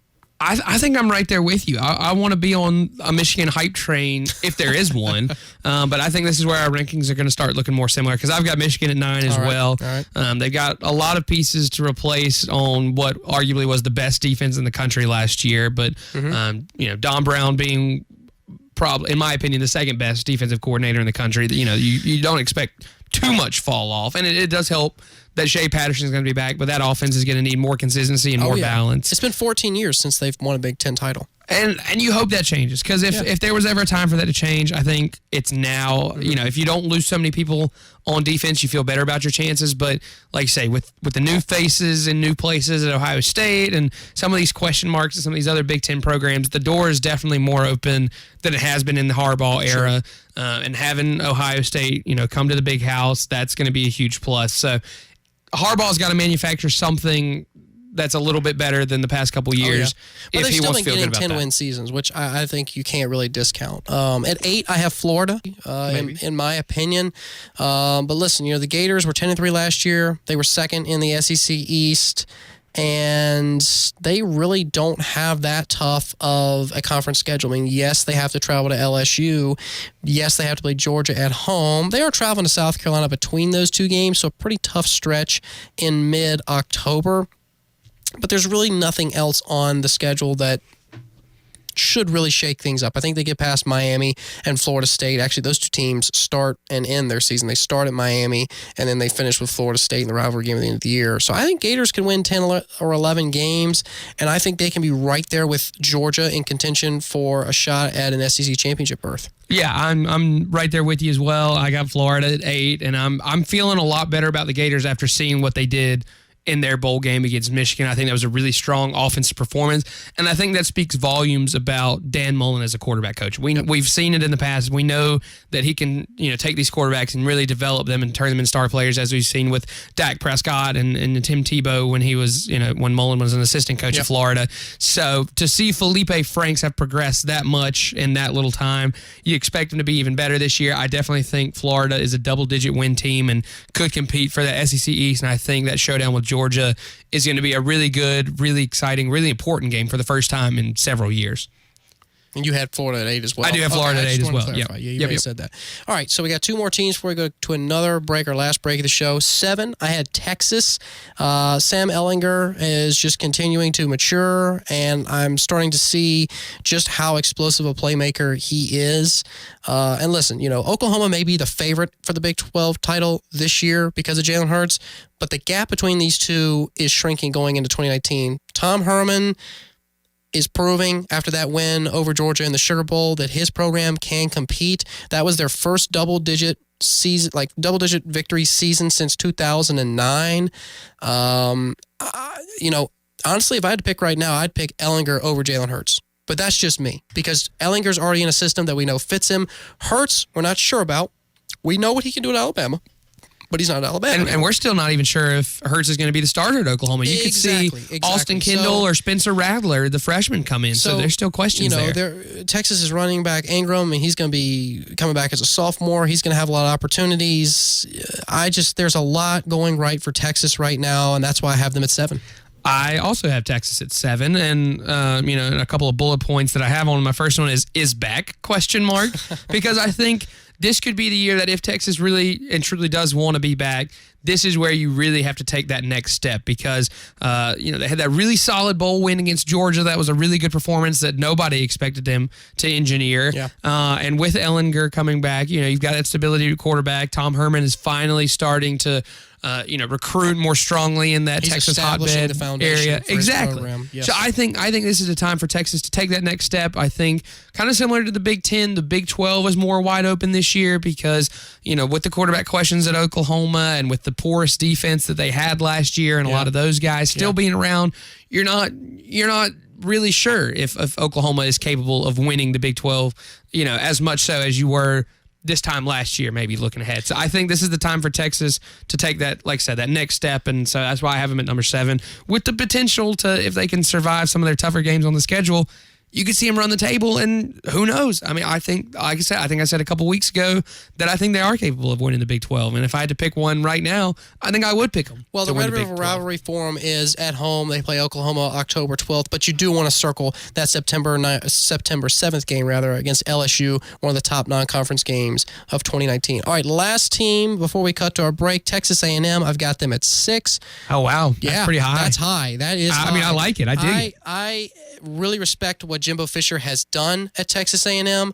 I think he's already been able to come in and establish a culture, and I don't think the Aggies are going anywhere. I think they're going to become a thorn in Alabama's side. On that side. You hope. Yes, on that side of the division, the West division within the SEC. Listen, they go to Clemson week 2. I don't care if they lose that game. If they lose that game and they're getting to Alabama on October 12th and they beat the Tide, they're going to be in that conversation for a college football playoff. Now, yes, they have UGA and LSU on the road at the end of the season, so the road is not easy.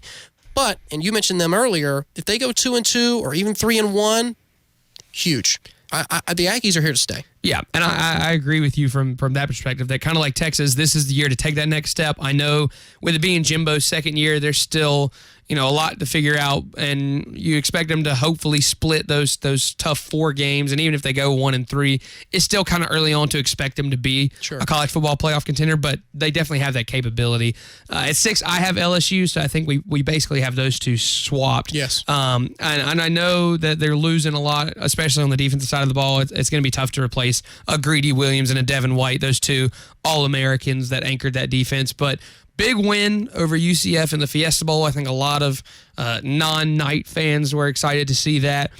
Joe Burrow, like we talked about earlier, he is going to be back. How improved is he going to be? Because I think he's going to have to shoulder a lot of the offensive weight. But that being said, from a recruiting standpoint, they are bringing in the number 1 offensive guard and the number 1 running back in this year's recruiting class. So that definitely gives them a little bit of breathing room on the offensive side of the ball. So top 10 talent again, but I'm not sure if they're capable of staying in the top 10 all year. Kind of like last year where they have a really good run and then just kind of stumble and get unlucky. I think A&M and LSU are starting to creep closer to Alabama, and I think that it's going to be really intriguing. The gap is closing. Yes, the gap is closing for the West this fall. It'll be very interesting to watch. We got to cut to our last break of the show. When we come back, we'll wrap up top 5. That's next.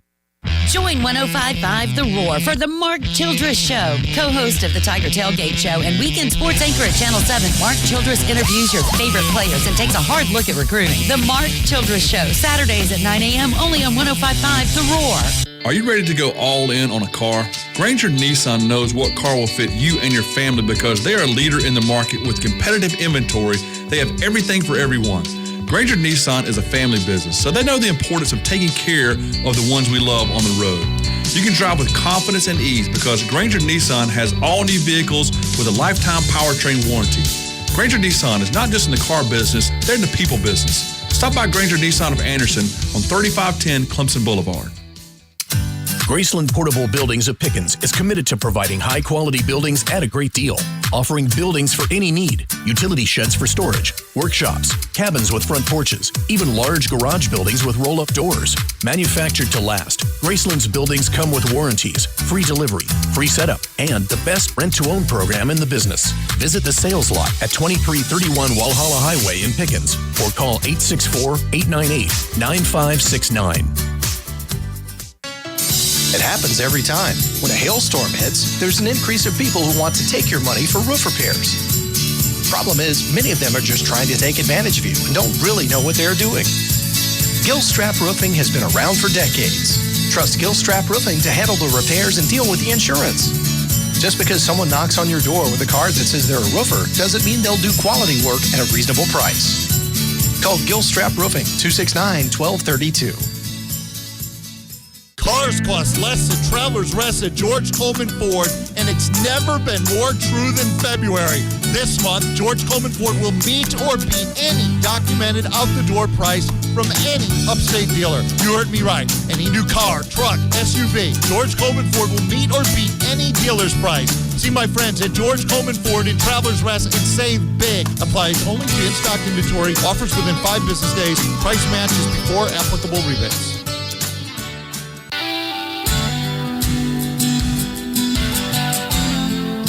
If you love hunting and fishing, you'll be loving every day rolling on a set of the new Yokohama Geolander MTG003 from the Pendleton Tire Company. Its aggressive sidewall has the look you want and the tread designed to get you to the woods and back out. So give Zach or Joey a call today and get rolling on the Yokohama Geolander MTG003 today. Call them at 646-3694 and check them out at PendletonTire.com. You have cracks in your driveway, sidewalk, or settling pool decks? Why tear it out when you can lift it? Canty Foundation Specialists can raise concrete slabs back to its original position using our patented polylevel process. Call Canty today at 864-475-1671. Don't replace it, raise it. 475-1671 or visit us at cantyfoundationsc.com. You You've heard talk about Harbin Lumber's strong customer service and elite customer support. They know that time is make or break for you contractors and handymen. Harbin Lumber will walk you through the project from start to finish, providing your order in full and on time. Harbin Lumber will partner with you and find solutions that will not create costly issues and problems later. Call today at 353-5053. That's 353-5053. Harbin Lumber Company. All they need is an opportunity. They will earn the rest. It's bow time at Bojangles. Get a 2-piece chicken dinner with a leg and thigh for $3.99. The flagship station for Clemson football. We are WCCP 105.5 The Roar. Another one bites the dust. Welcome back to the final segment of this week's show. Hey, if you've been tuning in for all 2 hours, really do appreciate it. And as always, feel free to tweet at us before or after the show. We are on Twitter, Facebook, and Instagram, but the handle on Twitter is @AfterReviewShow. Occasionally on Instagram, we like to post some funny sound bites and clips of past shows. I know we had a moment last week where we started talking about where Jim Harbaugh would take you to dinner. I think Evan mentioned Applebee's. Still true. That was a highlight. Definitely top 10 AFR moment all the time. But let's go back now. Top 25 preview for 2019. We've got 5 teams left. And 10 minutes to do it. Let's go. Start the clock. Let's do it. At 5, I've got Oklahoma. Sooners are definitely the pick right now for the Big 12 championship, but Jalen Hurts, not sure yet. I mean, he's proven what he can do at Alabama, but I still want to see how he fits into the system in Oklahoma. I still think it's a safe pick right now. And really, their out-of-conference schedule is not difficult at all. There's really nothing besides that Texas game at home, the Red River rivalry game on October 12th. Maybe an Oklahoma State game on the road to close out the season. But if you're the Sooners, I'm thinking you should win 10 to 11 games, no problem. If you can figure that quarterback situation out and it ends up working for you, then yeah, no doubt. But having to choose right now between Jalen Hurts, Spencer Rattler, the freshman, like I said, coming in, and you've still got Austin Kendall on the roster from last year, that quarterback battle is going to be interesting to watch throughout the rest of spring and summer. But I have Oklahoma at 5 as well. I had Texas at 7 because I think that's how close the gap between these two teams is right now. I think one of those two teams will win the Big 12, and honestly, it could go either way. Yeah. Oklahoma, in addition to losing Kyler Murray, also losing their number 1 wide receiver and their number 1 running back in Marquise Brown and Rodney Anderson. The offensive line, you're going to see it's a little revamped, and even though the article I read said they could return 10 defensive starters, I wonder how good can that possibly be, because their defense, as we saw all throughout last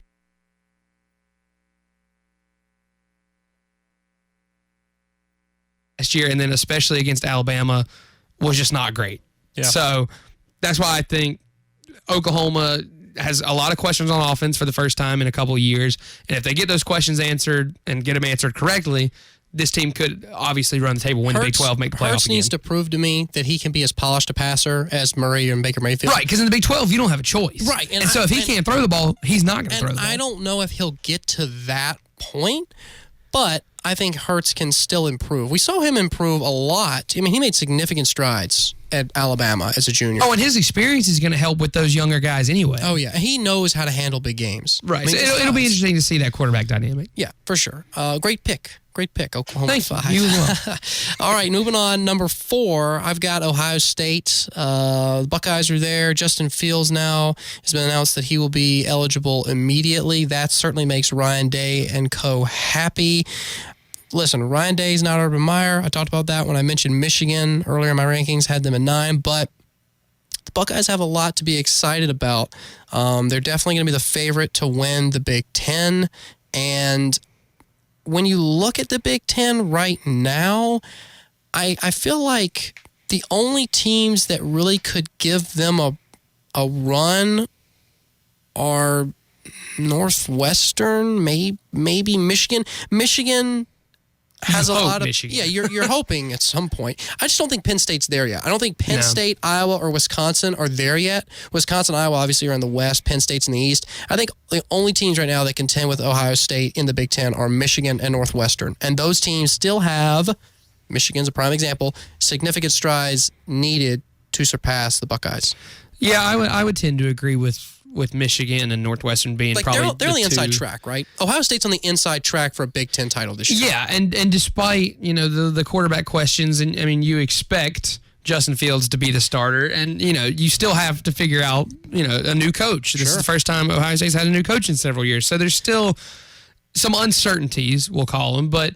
You are losing Dwayne Haskins, who was third in Heisman voting. You're losing Nick Bosa on the defensive side of the ball, among others, and you're losing Mike Weber, the running back. Now you still have J.K. Dobbins, who could be a dark horse Heisman contender, but some of your tougher games are at home. That helps too. Michigan State, Wisconsin, Penn State. So you still have to go to Michigan, and you do have to go to Northwestern, but you expect Ohio State to be in the driver's seat in the Big Ten again.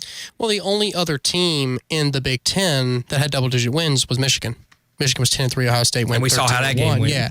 So, but again, Michigan, I think the door's opening this year for them. We'll have to see how everything goes down at Ohio State with the new coach, Justin Fields, coming in. I mean, there's a lot of questions, but I think Ohio State still should be in control of their own destiny.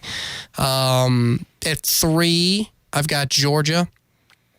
And although they dropped their Sugar Bowl game, they played Texas in the Sugar Bowl and the SEC championship. If you really want to put some salt in the wound of Georgia fans, I could spend an hour talking about that game. The running backs for Georgia are really what I think is going to give them an edge against the rest of their opponents in the SEC. I mean, yes, they have Kentucky and Florida to deal with, but they're not in Alabama and Texas A&M and even LSU's division. So if you're the Bulldogs... They do have to play A&M, though, I think. They do, but that's not a division game. Right, but it's still a tough game on schedule. 100% agree with you. But my thing is, I've seen enough from Georgia that validates and proves to me, okay, they can compete with anyone in their conference. They're up 2 touchdowns on Alabama. They somehow find a way to give that game away, but they were still competing in that ball game. Georgia does play A&M, but they play Kentucky at home. They play Florida at home. Back-to-back big games, middle of the season. If Georgia wins those games, they're back in Atlanta, and I think they do it. I think Kentucky's great program. It's building up, but they're not going to beat Georgia yet. I don't think so either. And I think I was telling you this over our last break that of the top 5 teams, you've kind of got 3 different levels. So you've got Clemson and Alabama that are at the top. Yep. I'm putting Ohio State and Oklahoma in the same category in that they're at the bottom, and then Georgia's just kind of in no man's land, right there in the middle. Because like you said, they can compete with some of the best teams in the country. We've seen them come to the brink of beating Alabama now 2 years in a row on the 2 biggest stages, and they can't quite do it.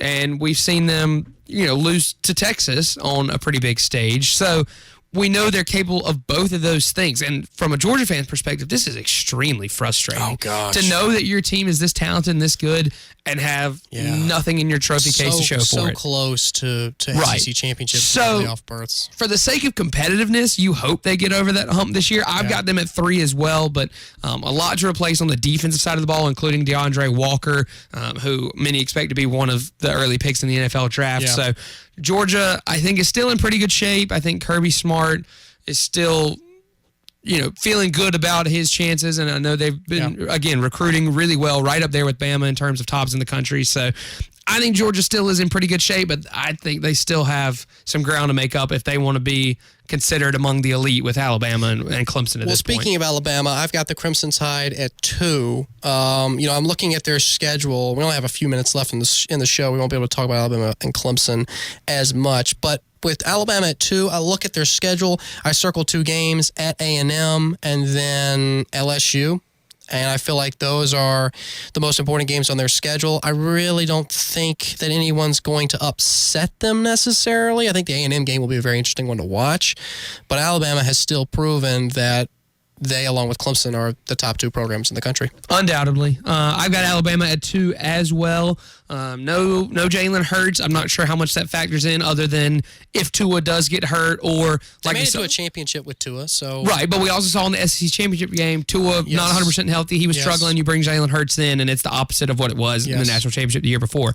Now you don't really have that cushion. You don't have that safety net to fall back on. You've got the rotating, door of coaches, and so you've got new coordinators coordinators and new people to build relationships with. Yep. So I think that's the one thing that's really keeping Alabama from being as good as they could be, as good as they already are. So, again, I expect them to probably win the SEC championship, definitely be in the playoff, compete for another national championship. They could drop one along the way, to an LSU or to an A&M, or maybe Georgia does figure it out in the SEC championship game, something like that. So I would be surprised if they make it to the national championship at 14-0 again next year, just because I think there will be enough of a drop-off that the gap will be closed between them and who they've been competing with. But I think they're still easily one of the two best teams in the country, along with Clemson. Well, certainly not least, Clemson Tigers at number one for both of us. Could go on and on about Trevor Lawrence, arguably the best freshman season ever. Which maybe we should get into that next week, because I know you brought that question up last week, and I said I was going to do some research before definitively saying. I think it is the best freshman season. It's definitely up there. Ever. I mean, 15-0. I mean, your first team to do that since the 1800s. You dominate. I think Dabo had a stat where it was like 11 or 12 of their games they won by like 3 possessions. Something. Oh yeah, like no, that. There's no doubt Clemson dominated throttled the whole rest year. of the ACC, and it was just amazing to watch them dismantle everyone, including Alabama, the championship game. But with everybody coming back, and with the assistant coaches and the continuity they've had there, you've got to think that Clemson is a favorite to repeat championship. I would hope so, and definitely a favorite to repeat and get that 5th ACC championship in a row. Beat South Carolina again. I think they should definitely be in playoff contention. All right, we're out of time. Thanks so much for tuning in. For Evan and myself, we'll see you next time.